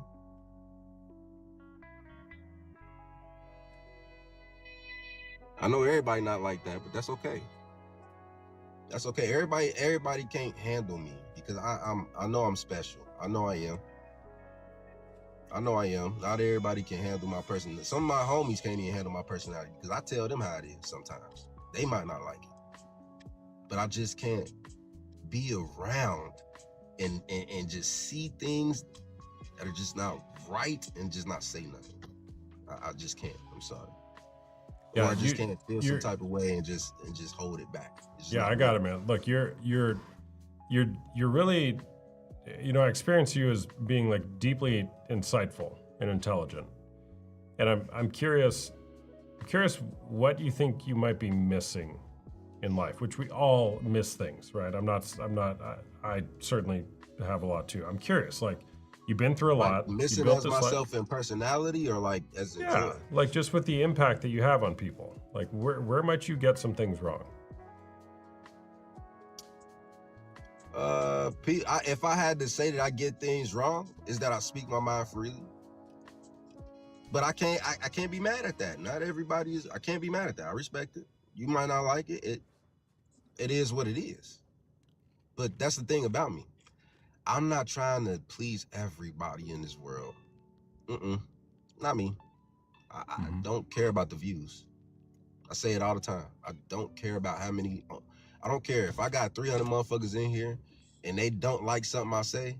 Well, that's just because they don't like me. That's fine. That's fine. I'll find somebody that likes me. I always have, all my life. Even when in high school, I've had a lot of friends. Everybody knows me. You can ask her. Everywhere we go, everybody know me. But I never went searching for that friendship. Never walked up to nobody first to ask nothing. And that's why I feel energies, and I'm one with the universe, because people gravitate towards me. They really do. People gravitate towards me because I'm genuine, I'm honest, and I'm a nice person. I might have a mean side, but I'm definitely a nice person. Got it. All right, last question. Do you think it's... actually, I'm not going to ask you that. Nice chatting with you, man. Thanks for sharing. What was you going to ask? Ask it, man. Come on, man. Don't shut down now, man. Go ahead and ask I'm your not, last question. I'm not shutting down. I don't know how much Is it- longer I is can it sit here and offensive or something? listen to you talk. No, I just don't think it's going to go anywhere. Okay. I'll ask it. I mean, do you think it's honorable towards your wife? Do you think it's an honorable way to be with your wife when you're out there looking at other women? Do you think that's an honorable act to do towards your wife in your marriage? I mean, if you with your woman and you going out actively looking at other women, no, that is not honorable. No. But I don't do that though. I don't. When we go places, I don't actively search out the beautiful women. It's just kind of weird. I mean, even before I met her, I never did that. So I don't do that. But yeah, if you are with your woman and you are actively trying to put your attention on other women, yes, that is wrong. But we went out, when we went out to Tallulah, did you ever feel like that I put my attention on any other woman that whole time we was out? No. All right. Thanks for sharing, man. Nice Appreciate meeting you it, guys. man. Yeah. You too, Take care. man. You too. You have a good one. All right, you too. Bye-bye.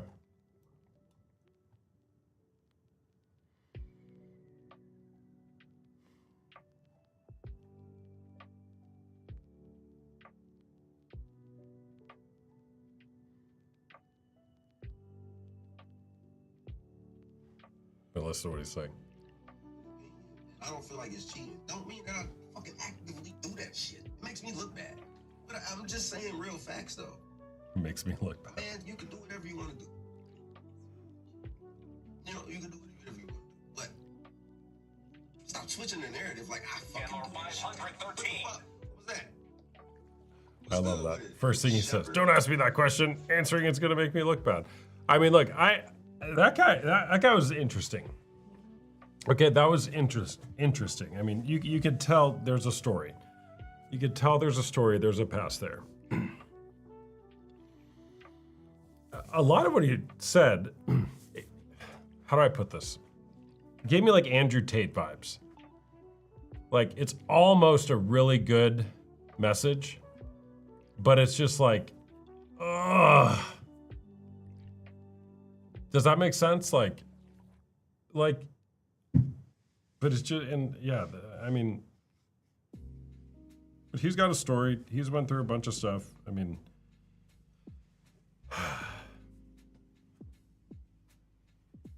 But sometimes when people just start talking, it's just fascinating what people say. Just fascinating. And that's why I do this, guys. I mean, you know, like, obviously I love helping people with porn and sex stuff, but it's like, what do people really think? You ask them that question, is porn cheating? And you get that whole display as an answer. Like, that's why I can't think of a better question. And dude, the whole serving thing, like, oh, I just knew that there was going to be no way to intellectually stay there, right? Like, obviously, the point is Jesus, right? You find your life by serving others. Now, the point that I was trying to make, but clearly wouldn't go anywhere. Anybody who's successful, and by the way, I don't care if you agree with how they got to their success or their way of being in the success. You get to be successful financially by serving other people, by creating value for other people. Now, people can take advantage of that, right? And so the true way to do it is the Jesus way, which is where you're selflessly serving other people. But, ugh.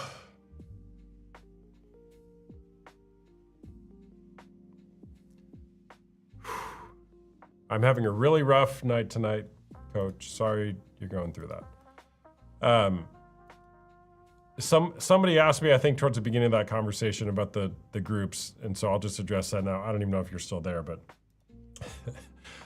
my name's Austin. For those of you who don't follow me, I'm a coach. I do one-on-one coaching as well as group coaching, both for men who are struggling with unwanted sexual behavior, as well as women who are struggling with partner betrayal trauma. I have groups that meet on either Tuesday nights at 8:30 p.m. Eastern for the women, 10 p.m. Eastern for the men, or 3 p.m. Eastern on Wednesdays for the men and 1:30 p.m. Eastern for the women.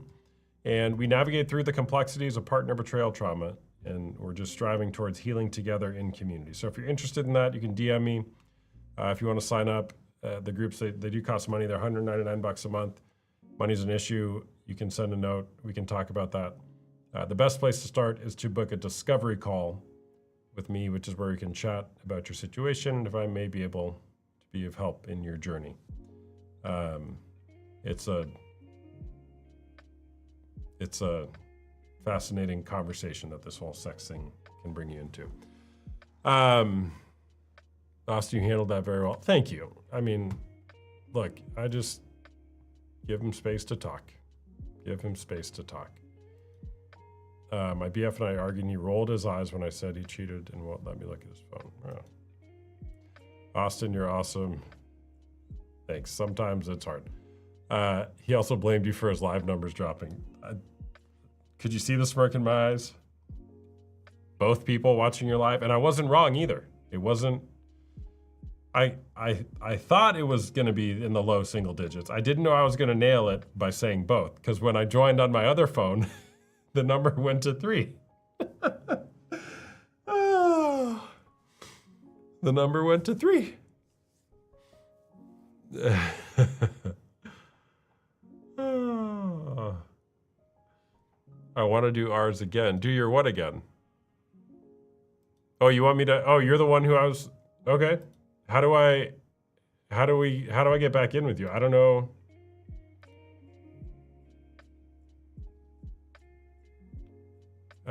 What's your name? Adriana. Are you live still, Adriana? Or do you want to, you can just request on here, Adriana.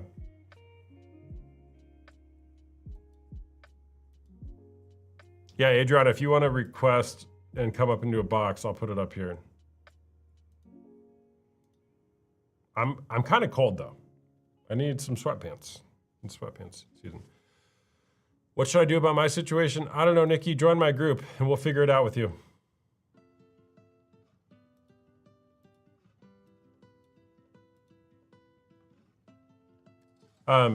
I see you here, Adriana. Give me 1 second. I gotta go to the bathroom and I'll be back. Okay.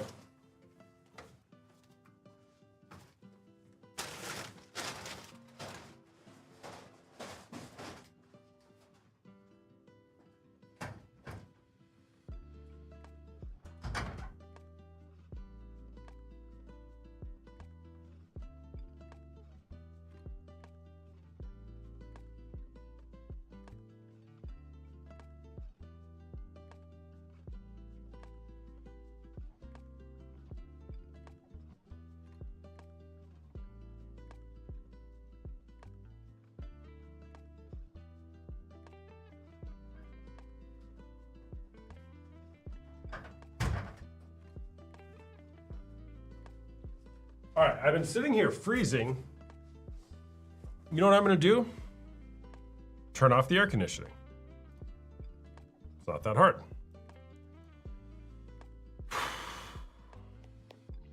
Hey there, what's going on? Hey. You're back. And now me and him were wondering what y'all were saying when we got off. I didn't really say. I just to clear that up. I kind of have like a rule: don't talk about previous guests. So like I really don't do that. Did you watch that whole situation that just happened though? Yeah, I just watched it all. So sometimes when things like that happen, I need a second, and I'll give a few words. But I really so I don't think I said much of anything about you guys. So, but I don't know. What's up? You're back. I was thinking like tomorrow, and then you were like, "Oh, join now," and I was like, "Oh shit." Yeah. Okay. Well, here you are. Shut up. Sorry, my dogs. Obviously. So, what do you want to talk about? I don't know. I just wanted to do ours all over, but Do it all over? What do you mean? I know we can't now. All right, you want to do the whole thing yet? All right, is porn cheating? I'll start DM over. you though for. Oh, a did session. you? You actually do want to talk? Mhm. Okay. All right. Well, great. Yeah. So, I mean, well, what what do you want to talk about? I know. I'll just do the session with you another night, but it's like 1 o'clock here, and we got to be up at like 6:30, so I got to go to bed. So that's why I was saying I thought we could do it another night, but it's Okay. Well, I'll send you a link to my private sessions, and you can book that if you want to. Okay. okay. Okay. All right. All right. Nice to meet Y'all you. have a good night. It was fun. Yeah. All right. You too. Bye. Every night, guys. It's always so different. It's always so different.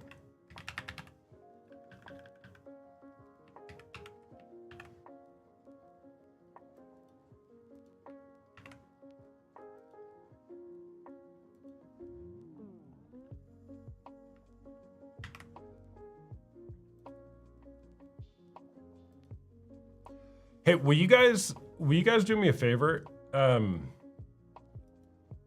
If you go look at my bio, do you see my Linktree link? So you go to my bio. And it says, leave corn behind forever, personal and couples coach, book a private call now, and then it has a Linktree link. Do you see that Linktree link? Okay, yes, yeah. Okay, you do.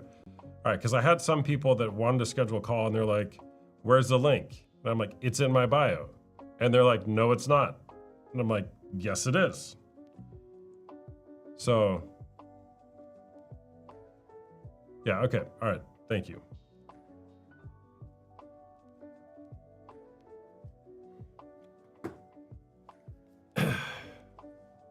This is my first live watching. How do people usually respond to the question? Is there a usual to how people respond to this question? I don't know. Sometimes you get people that are in distress. Sometimes you get people that talk at you for 30 minutes about how awesome they are. Hey there, what's going on? Hello? What's up? What's up? What's up? How you doing? I'm doing good. How are you?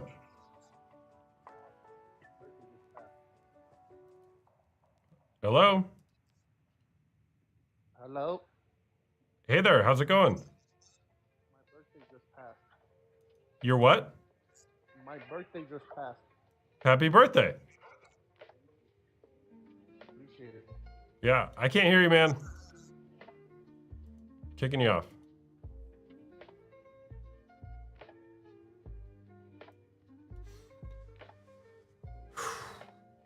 Happy birthday. That's it. What are you supposed to say? I mean, happy birthday. You want me to sing for you? Happy birthday to you. Happy birthday to you. Happy birthday, dear random guy, TikTok, oh boy. Happy birthday to you. You're welcome. It's my pleasure. Here all night. Tip your server. All right. I gotta mentally prepare to co-host again. Oh, somebody wants to join though. Hold on. Hold up. Okay, hold on. Pretty put. Oh, what? And we What? broke it. Hello? I broke it. All right, we'll bring a guest on. Okay, no, we won't. She's gone.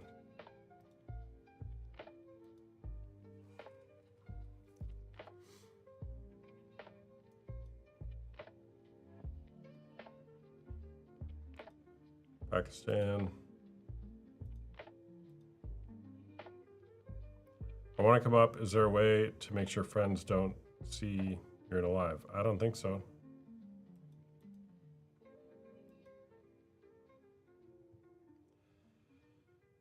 Nikki, I don't know what your story is, but you got to get that out somehow. Okay? You're holding a lot in, Nikki.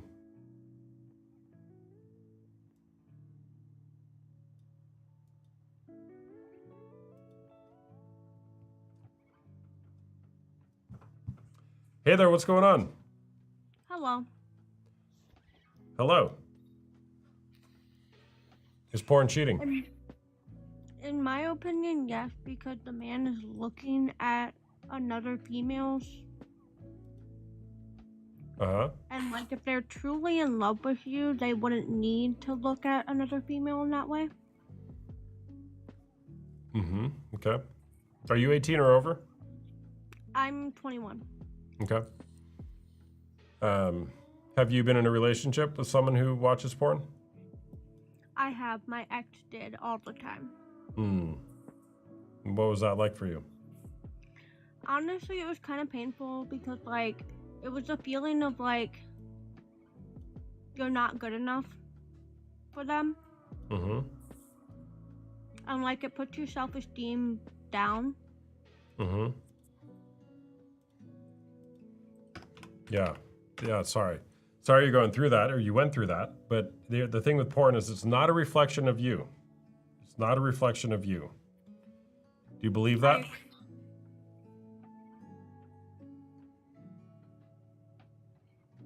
What did you say? I said I agree. You agree? Yeah. Good. How long were you in that relationship for? I was in that relationship for 2 years. 2 years? Got it. And for how much of that relationship did you know that pornography was at play? I found out like a year into our relationship. Mm-hmm. Okay. So for the second year then you were dealing with that? Yep. Hmm. And how long have you guys not been together? We have not been together for almost a year and a half now. Okay. Okay. So what's that been like for you, just going through that whole process? For me, it was just a feeling of betrayal to me. But that's just my opinion. Mm-hmm. Like, I know other people have their own opinion on it. Mm-hmm. Yeah. And to me, it's kind of like if I went and looked at another guy or had them send me nudes or watched porn of another guy, it kind of makes them feel self-conscious about themselves. Mm-hmm. Mm-hmm. So, like, it should be a 50-50 thing. 50-50 meaning what? Meaning, like, if you don't want your girl to do that, you shouldn't do that yourself. Oh, yeah. Yeah. Like, treat two unto others as you want them to do to you. The golden rule. Is that the golden rule? Correct. Mm-hmm. Yeah. Got it. All right. What else do you want to share? Nope, I'm good. Okay. All right. Thanks for sharing. Thank you. All right. Bye-bye. Bye-bye.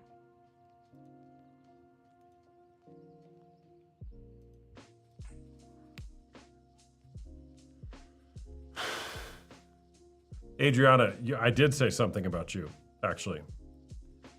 I said, are you there still? I said, I felt like I was a little judgy when I first started talking to you guys, and I like apologized for it. So that's what I said.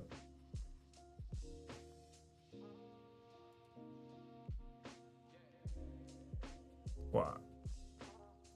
Wait, there's two of you? Oh, you're the other. Wait, Tavia. Oh, you're the guy. You're the guy with cancer. The cancer survivor. Way to go, man. W's in the chat.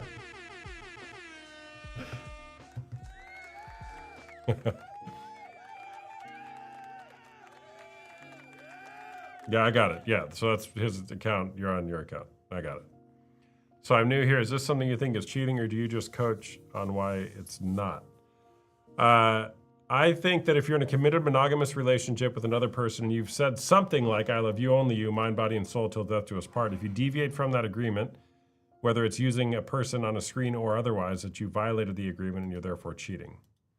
And I coach people who have experienced the devastating impact of an unwanted sexual behavior such as porn or sex addiction or betrayal trauma to heal through that, to find healing and restoration in their lives and in their relationship.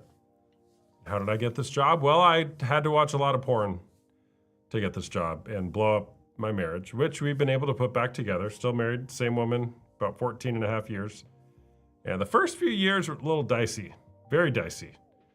Not only was there porn and infidelity involved, but that's always secondary to other issues going on beneath the surface that I was unaware of in my life.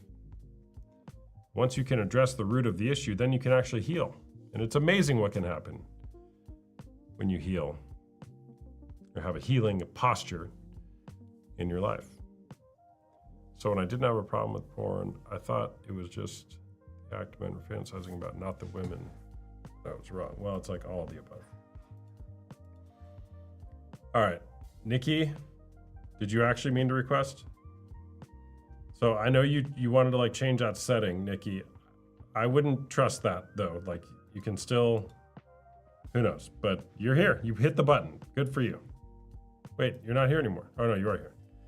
Hi there. Hey, can you hear me? Yes, I can. How are you? Struggling today. Yeah. All right. What's going on? I don't know. I'm trying to keep quiet too. I don't know. So, okay. I've been in here the past few times you've been live, so you've probably seen me in the comments. I have. I mentioned that he's going to Vegas, and that's like really triggering for me. Mm-hmm. We've been arguing about it ever since he booked the trip, and we can't really come to like, you know, much of a comfort for me. So we started arguing about that and about how I'm not comfortable with it, and I don't think I will be. And then I mentioned the fact that, you know, he cheated on me by what he did, and then he rolled his eyes at me. And then we got into an even bigger argument, and I don't know. I feel like we're just going backwards. All right. Yeah, my voice is trembling. I'm like been so distraught because I also have so much going on. He's going on this trip while I'm doing finals. So like, you know, I'm gonna be so emotionally dysregulated that whole week. And I don't even have time to go to therapy anymore.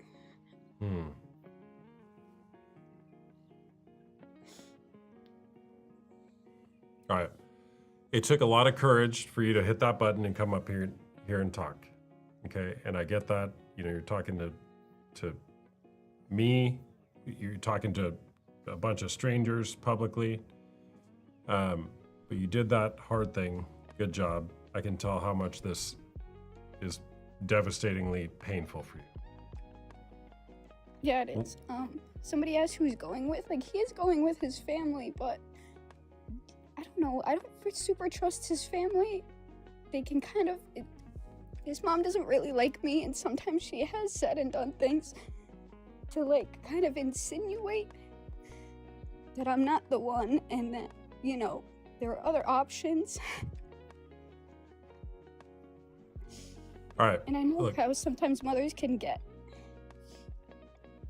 So let's just slow down here. All right. What is your body telling you just as you're here talking about this? Like, what's coming up for you? Like, I am shaking. Like, I feel like everything is wrong. I feel like it's not right. Mm-hmm. Your body's And doing also- its job to keep you safe. I know, and it's weird. I feel guilty for even coming up here and talking about it. Mhm. I don't know why I feel that, but All right. So you mentioned he a lot. Obviously, it's your partner in some capacity, but tell us a little bit about yourself. Like, how old are you? Who is he? How long have you guys been dating? okay, so I'm 24. I sound really young, but I'm not. Well, I'm still young. He's 23. We've been dating for 7 years since we were teenagers. You know, like, we first got together and we both looked at it. And then I kind of understood where it was coming from for me, why I was looking at it, and I stopped on my own accord.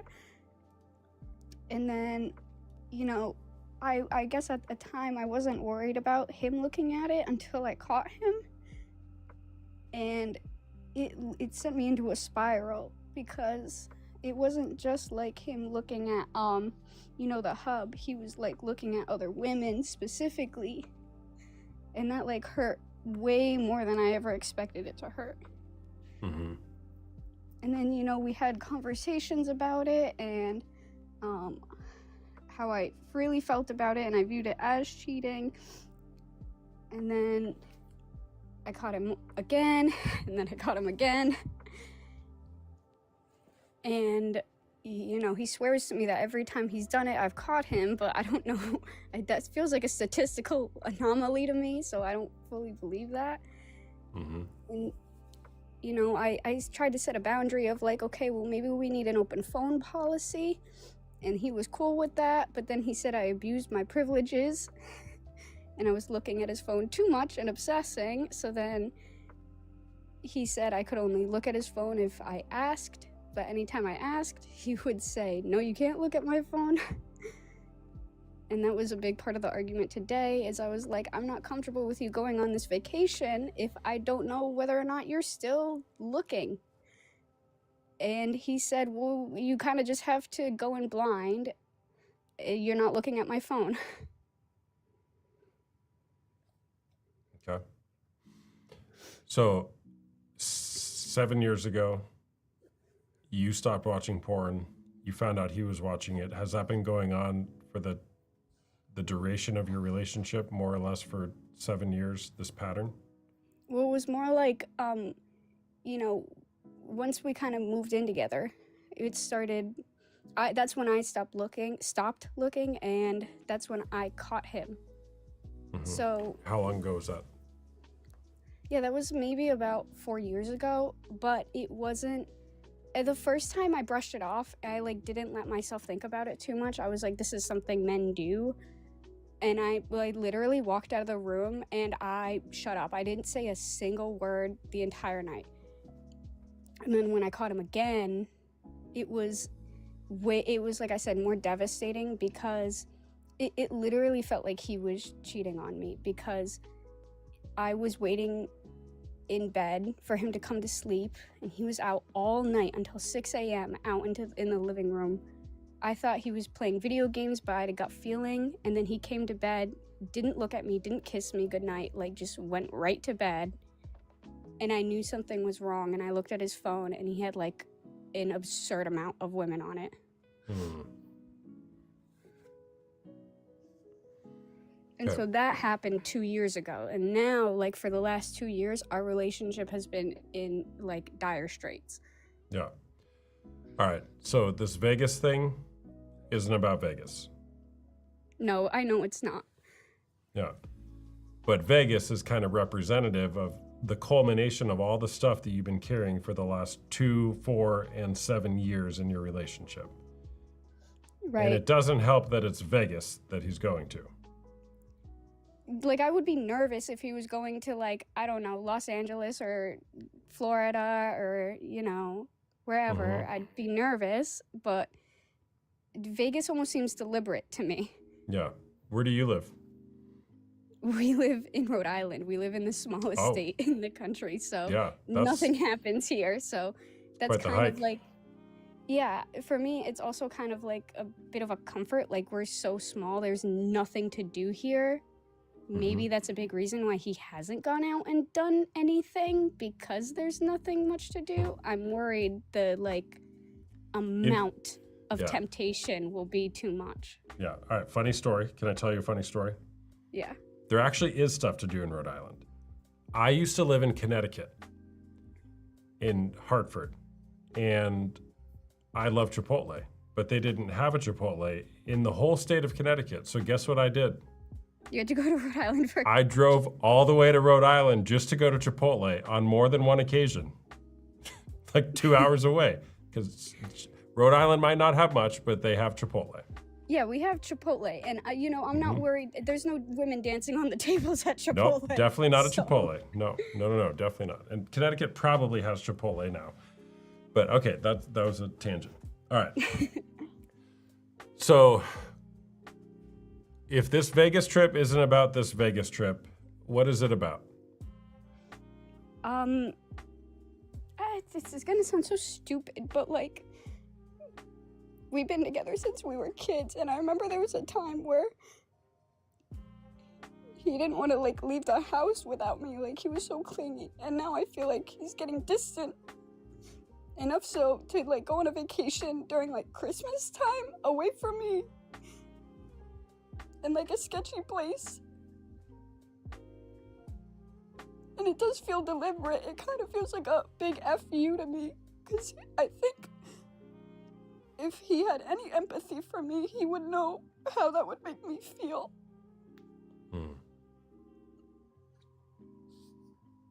And I think we're degraded so much that he doesn't have that much empathy to like step out of himself and wonder what that would do to me.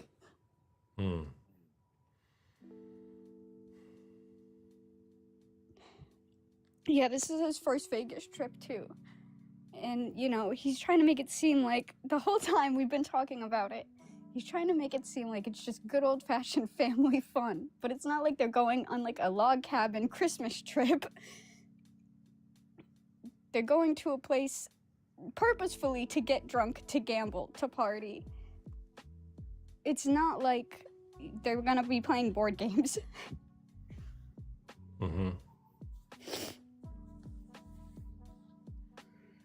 And when you ask him, have you asked him, well, what are you wanting to happen with this Vegas trip?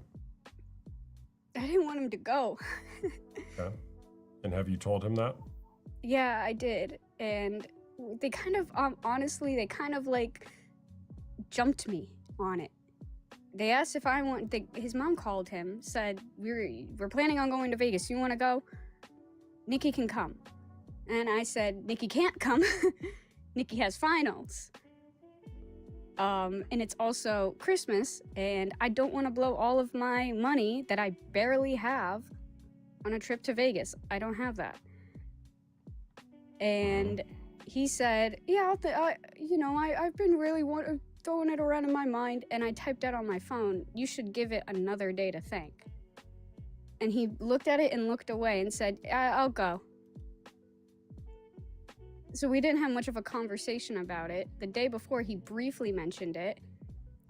And I didn't talk about what Vegas really represented. I was more talking about, like, honestly, the jealousy in me that I can't go on a vacation because I have responsibilities. I don't have time to drop everything and go blow my money away on a trip to Vegas Yeah. when So- I have things to do. So this is not only about the whole porn thing and betrayal and it's Vegas and he's going, but this is, you want to be included on a vacation with him, and your orientation, it sounds like your longing is that a decision like this should be a we decision, but he's making it an I decision. Yeah, absolutely. Okay. Okay. And so you brought this to him and saying, hey, you don't want him to go, and you've told him how you feel, and he's still choosing to go. Yes, and his excuse was, well, we already booked tickets, I can't back out. Mm-hmm. Okay. Okay. So aside from that, the last 2 years of your relationship, you said it's just been going downhill. And this is kind of the latest culmination of like, this isn't working. Yeah. Okay. What do you make of that?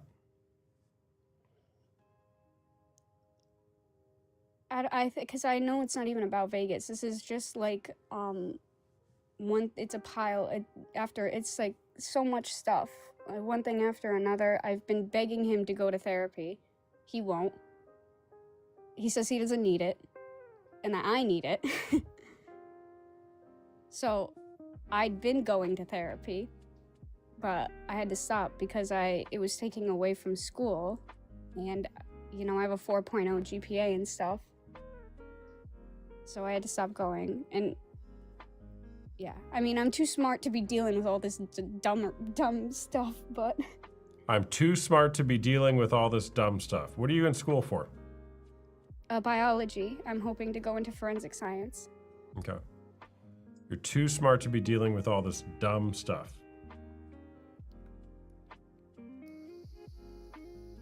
Why'd you say that? Because if I'm going to be honest, this is kind of a bit abusive.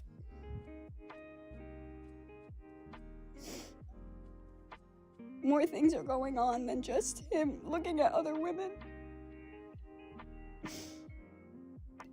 And I want to get out, but I can't. I feel trapped here. I don't have enough money to leave. My dad's in another state. We live on a goddamn shared property with his mom. My mom and I live in one house. Him and his mom live in another. I have nowhere to go.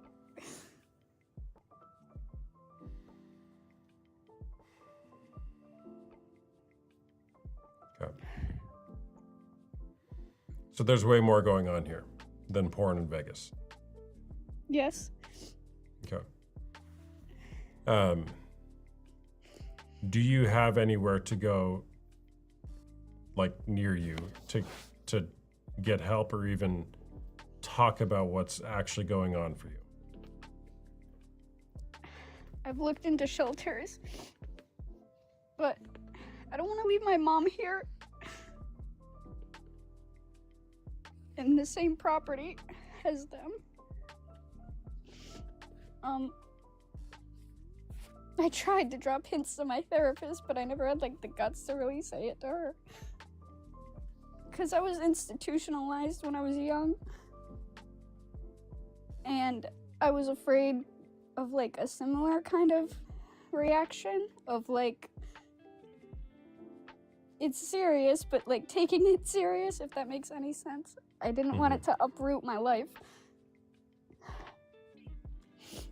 Yeah, but your life is already uprooted. I know, but it's comfortable. It sounds so stupid.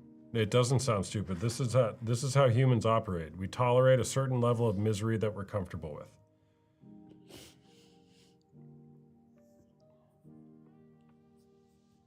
But we don't have to. There's more available for you.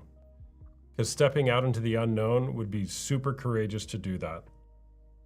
And it's unknown. But you know that you can survive with what you're doing right now. Because you did it when you were a kid and you're doing it now.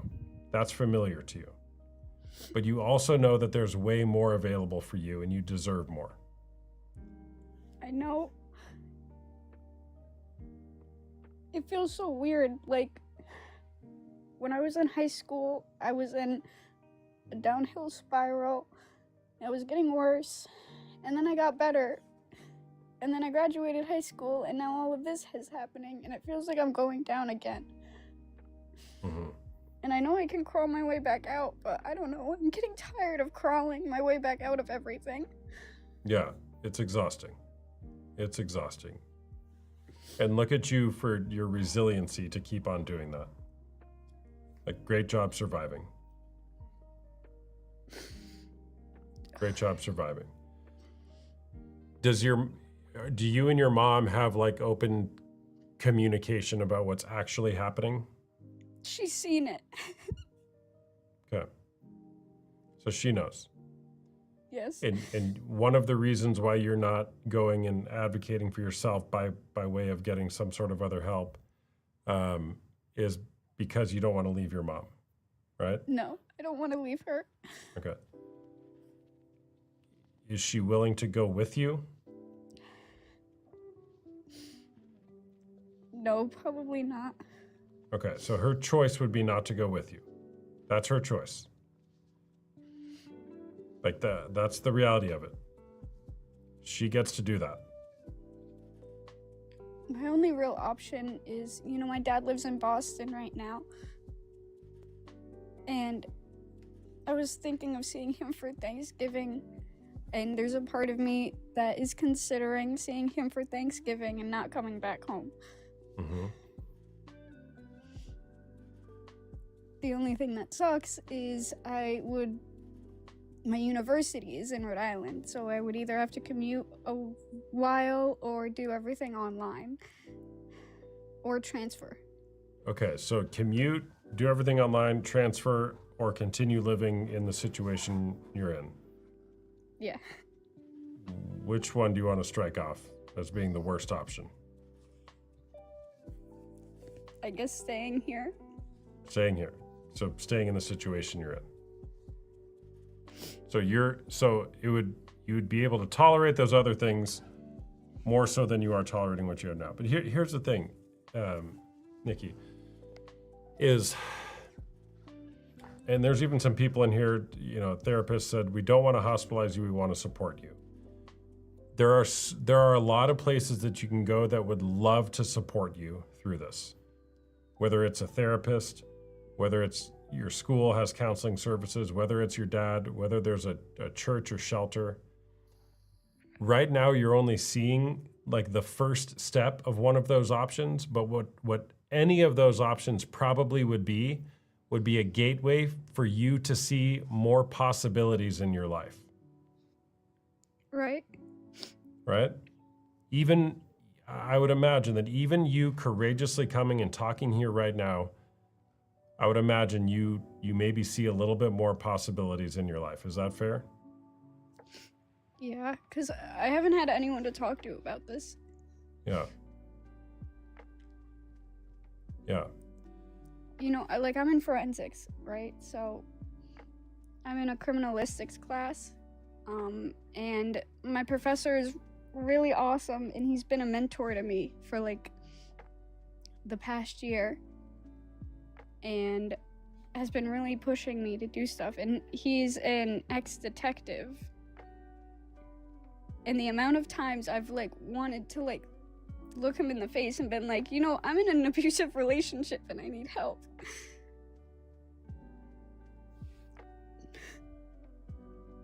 And I don't know if I should talk to him first.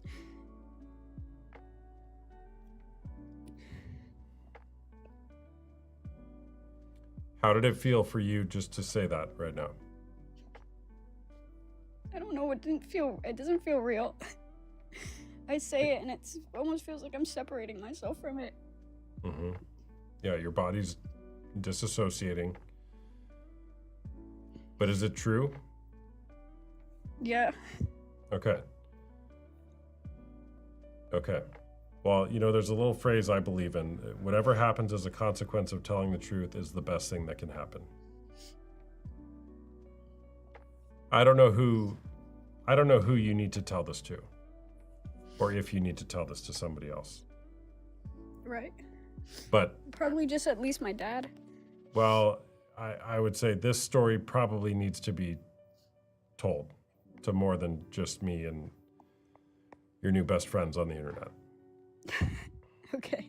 And I mean, look, people have said it here in the chat, we would love to help you. Okay, but there are better people who can help you. Not to say that all you guys in the chat aren't wonderful people. You get what I'm saying, right? But for you, the courage it takes to go talk to somebody about what's going on, whether it's your professor, your dad, who sounds like he's a safe person for you. I know, Nikki, you've been in my live the last couple of weeks, and trust me, I see the comments. You've been saying, I want to talk so bad. I want to. And finally you did it. You took a first step here. Okay? And you were probably scared as hell to do that. And what I have experienced from you here is a tremendous amount of courageousness, boldness, and resiliency for taking that step. Thank you. Mm-hmm.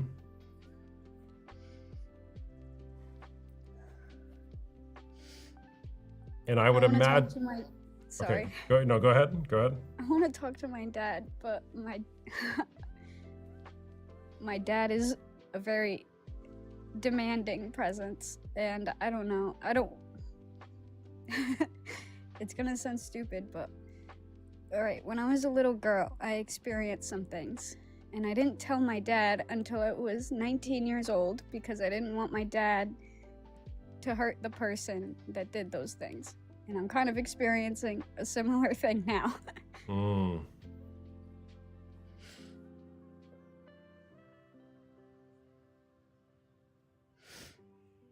And what happened when you told him that?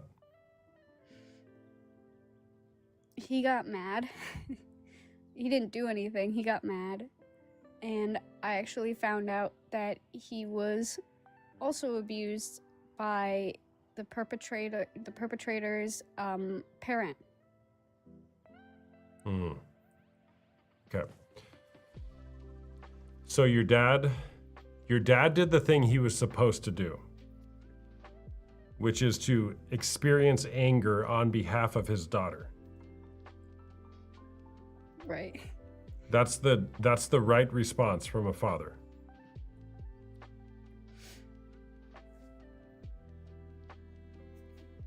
And it entered you into a, unfortunately, new place of vulnerability with your dad, with what you guys now know about each other. Right. So, And I don't know, since I talked to him about it, like, me and my dad had a strained relationship when I was a teenager because I was going through a lot of stuff because I wanted to scream what happened to me from the mountaintops, but I didn't. So he had no idea what was going on with me, and we just butt heads all the time. But after I told him that we actually have a really good relationship now, and I feel like I know my dad a lot more than I did when I was a teenager and a kid, and I can actually talk to him about stuff. He's the only one that can calm me down from panic attacks, and even though he's in another state, I'll call him, and he's the only person that can help me. So, I don't know, I do want to run back to my dad, but I'm also afraid of what that will look like. what's the fear? What are you afraid of?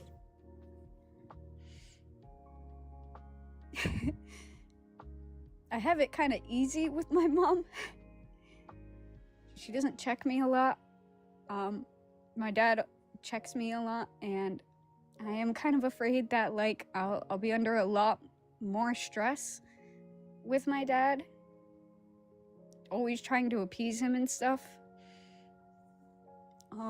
And, you know, he's got a smaller place than my mom has, and I'm worried that that will, like, I don't want to intrude on his space. Yeah, okay. You said you have it easy with your mom. Yeah. Nikki, this doesn't sound easy. I know. She's very permissive. And in this situation, she's also very permissive.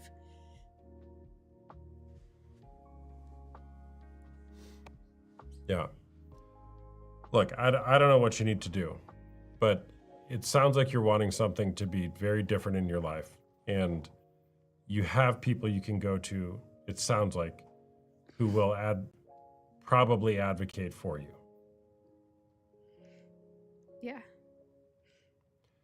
And my question for you, my invitation for you is, will you continue to be courageous and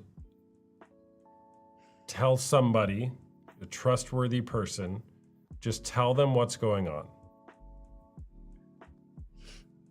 Yeah, I will. I have class on Monday, so I'll probably talk to a resource counselor. And if I don't have the guts to do that, I'll tell my dad on Thanksgiving. Nikki, stop with the I don't have the guts. You absolutely have the guts. He drives me to school. I don't drive, so... Who, your partner? Yeah. Okay. When does he go to Vegas? The 3rd of December. Okay. Oh, so you're kind of trying to plan this even before his trip, the whole go to Boston and don't come back. Yeah. Yeah. Yeah, well, do you know what courage is? I think so. Say no so I can do what I'm about to do. No, I don't know. Oh, great. Well, look at this. I kind of don't really, anyway. Courage is the ability for a brave individual to do something that frightens oneself but does it anyways, regardless of the adversity, and grows stronger in the process. Okay. Okay? Like that, you say you don't have the guts, you do have the guts. That's courage. Courage is, I have the guts even though I'm like scared and afraid, but I'm gonna do it anyways because I know that I need to do it because I'm brave and strong and I got this. Okay. Okay? I know I can do it. I just always... I There don't you know. go. There, I look, feel just, like yes, my life yes, you will can. fall apart. And okay, so Nikki, it might fall apart.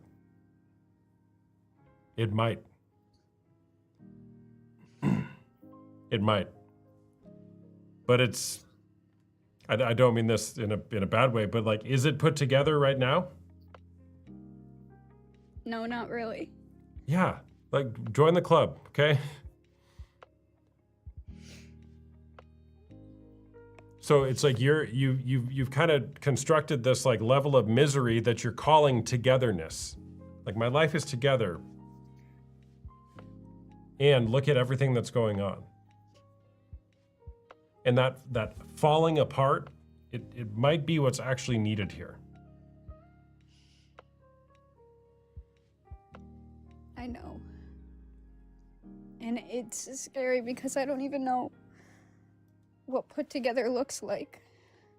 Yeah. I was abused when I was around like 5 or 6 years old. And so I don't even know what a life where I'm comfortable looks like. Totally. Yeah, I mean, man.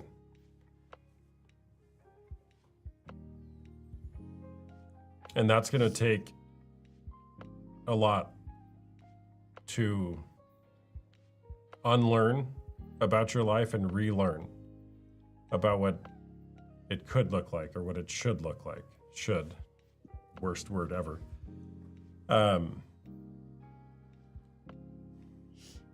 There's Nikki, I mean, I'm so glad you came up here and are talking. Me too. I needed to get this out. When I was talking in chat, you said something to me like, you could tell I had a lot on me and then I needed to get it out. And then the second you said that, I started crying. And I was like, oh, shit, I gotta get it out. Mm-hmm. Oh my God, I snorted. Yeah, now you're snorting. See, you got it all out. You're like, I don't even care anymore. I'm gonna snort in front of all these people on TikTok. No. Not the first time. Okay. All right, okay. Nikki, check in with your body. How are you feeling right now? I'm not trembling anymore, so that's a good sign. Mm-hmm. I do feel better. Good. Now, look, I'm not gonna like push you to go do something with this. All right, that's not my place, and I think you also know the path forward. All right, you have the courage, you have the guts. Everything about you is telling you this situation has to change. You see some options. You see some better options than others. But if there's anything that I'd hope you take away from this is one, courage is great. But two is there's always more possible than what we can see right in front of us. And to resource ourselves to see that takes courage. And it oftentimes involves letting people know what's going on for us, because people can't help if they don't know what's going on. Right?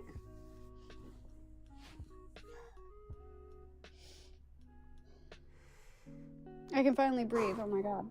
Yeah. Well, breathe that in. Okay. Doesn't it feel good to breathe? Yes. Yeah, it does.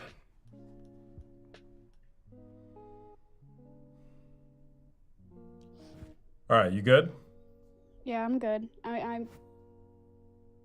I think tonight I'm going to probably. Well, I'm going to stay in this live for a while because I like to. I'm usually here until you leave. But I think after that, I'm going to look at resources close to me and stuff like that, and maybe resources in Boston where my dad lives. Yeah. He wanted. So my partner wanted to come with me to Thanksgiving. Should I kind of say no? Well, I'm not going to answer that question for you. But based on everything going on here, what are you wanting to do? I don't want him to come. I didn't even really want him to come when my dad first invited me. Yeah. So there's your answer. And I just don't know what excuse to make. I'll have to be tricky. well, look, I mean, find somebody who can help walk this out for you, okay? All right, like you gotta make a plan here. You gotta be smart about it. There's a lot to take into account as you walk this out, okay? And is your professor somebody to help you with that? Are there counseling resources? You know, is it a women's shelter? Just because you go to a women's shelter, it doesn't mean that you're signing up for anything or you're going to live there. It's like, hey, here's my situation. I need help. Can you guys advise me through this? That's true. That's it, right? That's it. And they may be the answer. Made? Do you know the show Made on Netflix? Have you watched that? Made? No. It's good. It has the girl from The Substance in it. But Made, M-A-I-D. Yeah.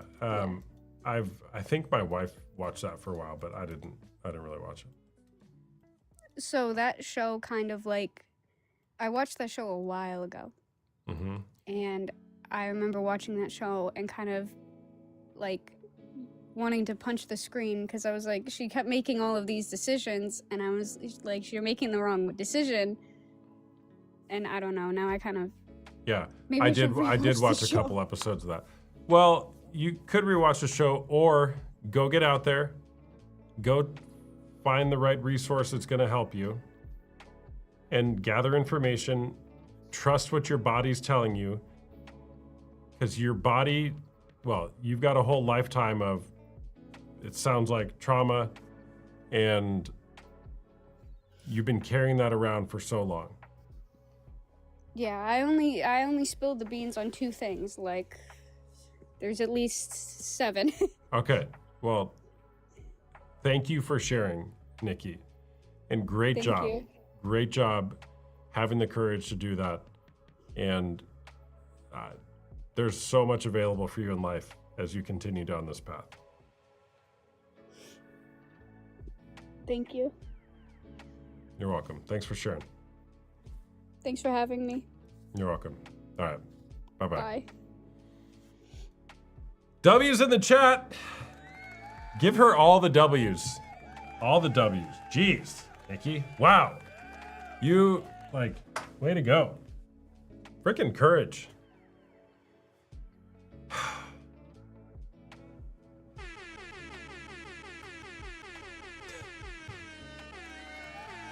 Yeah, come back and tell us what's going on.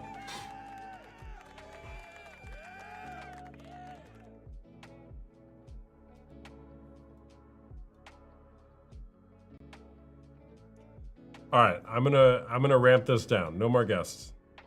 The guests are gone. Chat. Can we just talk for a moment about if you guys were to if you were to name this show, do we call this a show? What would you call it? What would you call this experience? The Austin Hamilton experience? Take a line from Joe Rogan. The human space? Do we call it that?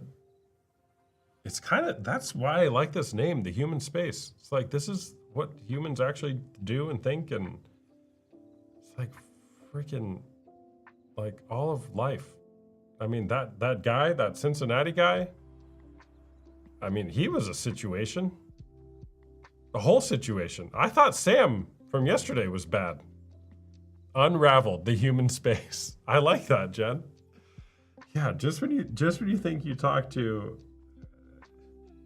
you know, okay, the other thing with that is like hearing that guy, the Cincinnati guy talk, it's like, how can you not have compassion for people when you hear more of like what's going on for them? It's like, it's crazy. You jinxed us tonight when you brought up Sam and then got that guy. Yeah, I mean, dude, that guy.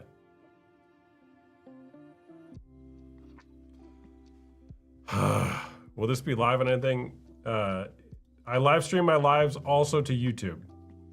And 0 people watch it on YouTube. 0. But you can go back and watch it. Have you got a problem? Is that the name for the show?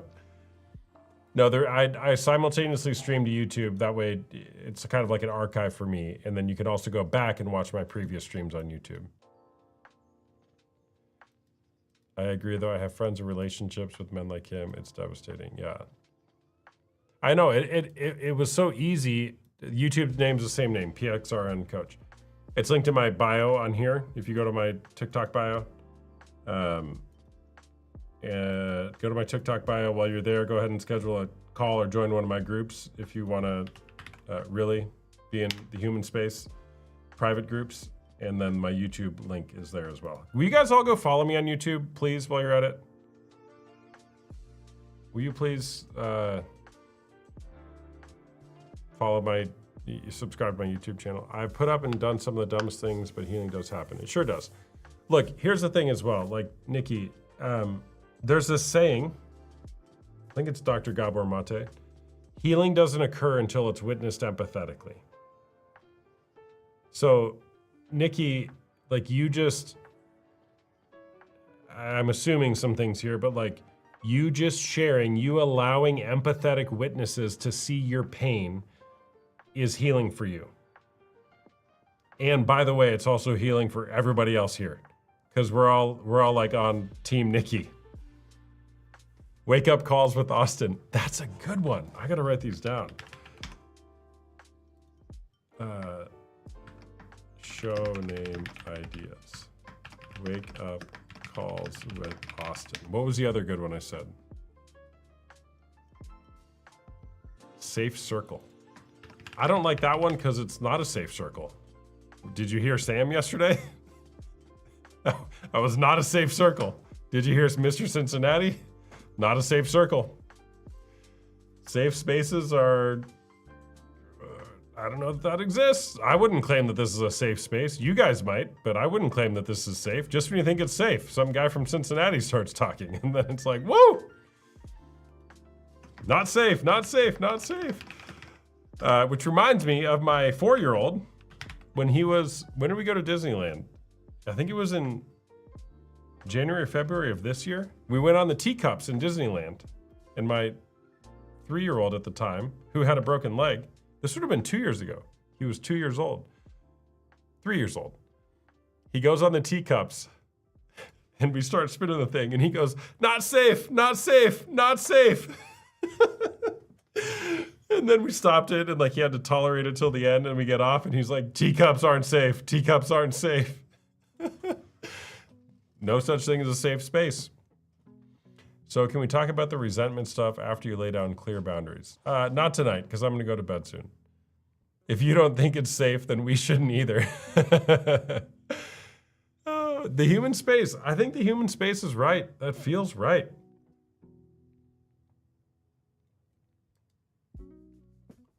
All right, so what do we have? We have wake up calls with Austin, safe circle, have you got a problem?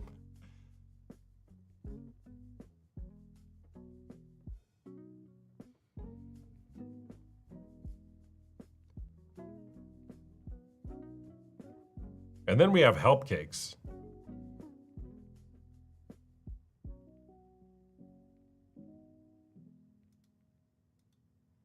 Raw and real, the porn talk line. That's good.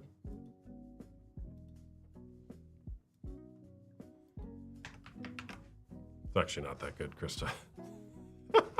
It's so cliche. Just kidding, it's okay. Human space or not safe space. Coach, my wife needs to talk. Oh, here, should we bring help cakes on to end the night? It's the human space, right? We'll do anything, I suppose. Hello?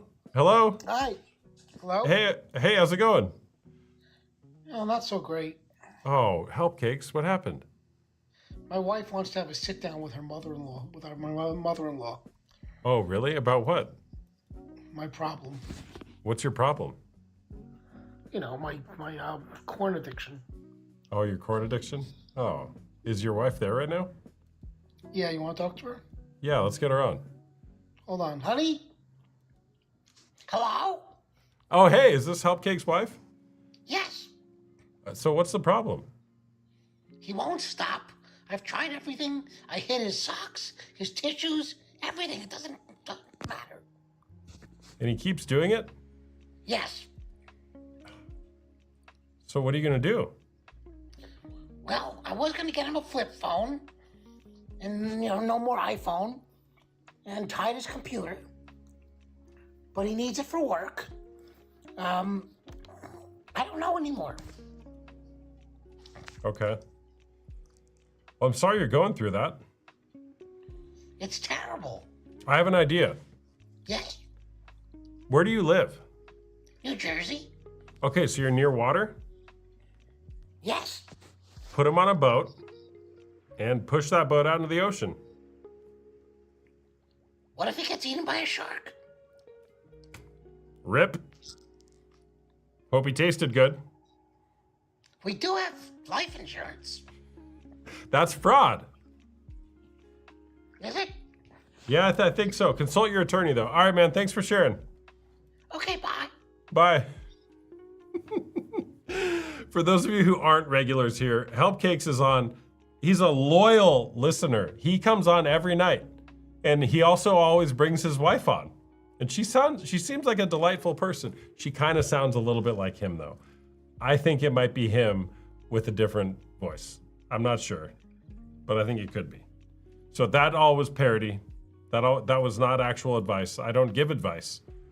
If I'm giving advice, if you ever hear me give advice, it's probably parody because Help Cakes is on. Let's not make it weird, but let's talk about porn. I like that. I think it's him. Connor. Yep. Yeah, I think it's him too.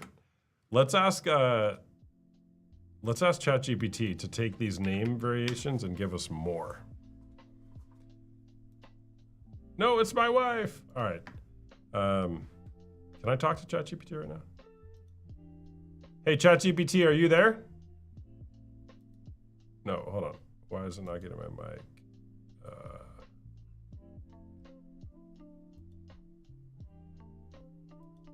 ChatGPT? Hey, are you there? Hey, what's up?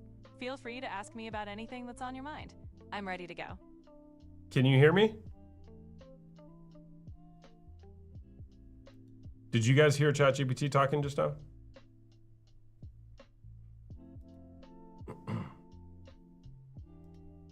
Yeah, okay, let me Let me get my microphone to work so it can hear me.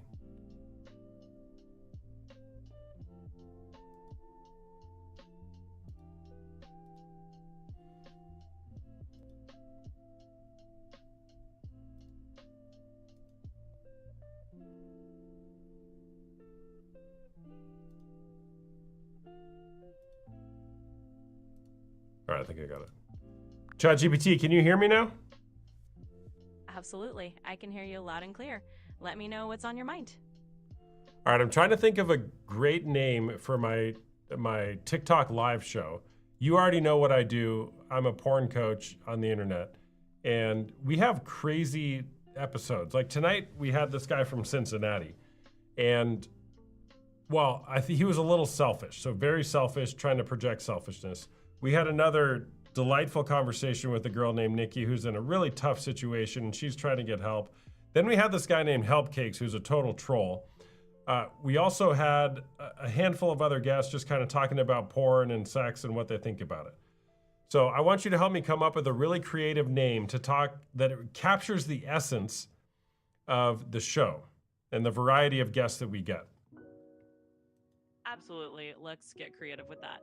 So you're hosting this TikTok live show that's all about real, sometimes quirky, sometimes really heartfelt conversations around porn recovery and the whole range of guests you get. Maybe think of something that mixes a bit of that candid honesty with a playful vibe. How about calling it something like Real Talk After Dark? Or maybe the Late Night Unfiltered Show? Or even the Raw and Real Sessions with Austin? Something that kind of hints at the mix of guests and the candid nature of what you're doing. Let me know if any of those spark something for you. Krista, did you hear that? I sure did. And I'm No, glad- not you, ChatGPT. One of my listeners literally said Raw and Real, the porn talk line. All right, ChatGPT, here are some of the ideas that I like, and let's come up with more along this line. So wake up calls with Austin. Another one is Safe Circle. Another one is Have You Got a Problem? Another is Raw and Real, the porn talk line. And the last one is Let's Not Make It Weird, but let's talk about porn. Got it. Those are some fun and down-to-earth ideas already. We can definitely spin off from those. For example, if you like the mime of Raw and Real, we could play with something like Unfiltered Conversations with Austin, or Let's Get Real, the no-filter talk show. Wake Up Calls with Austin has a cool ring to it too, kind of like a gentle nudge to wake up to real talk. We could also riff on Safe Circle with something like Austin's Safe Sessions or the Oaken Circle. And for a bit of humor, we could turn Let's Not Make It Weird into something like No Weirdness, Just Real Talk. Feel free to let any of these spark more ideas. What about the human space? Oh, absolutely. Bringing in the human space could tie it right into your broader community and brand. So you could have something like the Human Space Live, Real Conversations After Dark, or the Human Space Unfiltered. It kind of grounds it in that larger theme of human connection and transformation that you're already building. So if you like that, we can definitely run with it. All right, great. Krista, you know what I'm impressed by is you're as smart as ChatGPT. Or maybe that's not a compliment. I don't know. My ChatGPT girl is so sweet. Well, hey, I'll take it as a compliment on both ends. It sounds like Krista's got some great insights, and I'm just here to be your trusty brainstorming buddy. So if either of you need more ideas, just let me know and we'll keep rolling with it. okay. All right. Thank you, ChatGPT. You're very welcome. Always happy to help out with a little creative brainstorming. Just give me a shout anytime you need more ideas. Can you, when I get done with this conversation, can you put all the good ideas just in one list so I can put them in a document? Absolutely, I can do that. Once we wrap up, I'll just summarize all those name ideas into a nice, neat list for you. Then you can easily pop them into your document. All right. Thank you very much. You're very welcome. I'll get that list ready for you, and just let me know if you need anything else. Great. Thank you. You're welcome. Anytime. And good luck finalizing that show name. I'm sure it'll be awesome. Great. Thank you. You're welcome. Happy to help, and feel free to drop by anytime you need more ideas. All right. Thank you. I really appreciate it. You're very welcome. I'm glad I could help out, and I appreciate you too. Anytime you need more brainstorming, just let me know. Thank you. You're welcome. Always happy to help. Take care and have fun with the show. If I keep saying thank you, are you going to keep saying thank you too? Well, I guess we could turn it into a thank you echo chamber if we really wanted to, but no worries, I'll spare us the infinite loop. Just know I appreciate the thanks, and we can call it even. All right, thanks.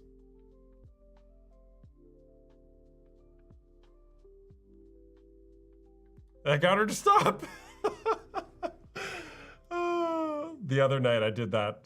Who was on the other night? I did it 50 times, saying thank you, thank you, thank you, thank you. And I don't know, it was fun. Coach, she said if I buy a therapy package, she won't drown me. All right, I like the human space. I already have one hoodie, one of one. Merch will be available soon, the human space. There may be like sub variations under that, but I think it's a great name. That's what we're going with. It's like finally become clear to me. But those are some good ideas. I could do like different segments under the human space. Like, have you got a problem? Or wake up calls with Austin. I don't know, but this is fun. This is fun, chat. All right, thanks everyone for being here. Again, if you're looking to join the actual human space, the private groups that I run on Zoom, we meet Tuesday nights as well as on Wednesday mornings or afternoons, depending on where you're coming from. You can go to the link in my bio and get info on that. It's a great place to come together and heal in community, because healing doesn't occur until it's witnessed empathetically. You have all been great empathetic witnesses here, and I appreciate that, being in this space with you all. And Nikki, hey, thank you for vulnerably and courageously sharing. I truly, I hope that you continue what you did tonight and be courageous as you navigate the world. So, human space, electric bungalow, unfiltered or unhinged.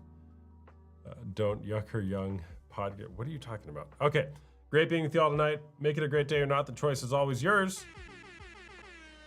We'll see you next time. Bye-bye.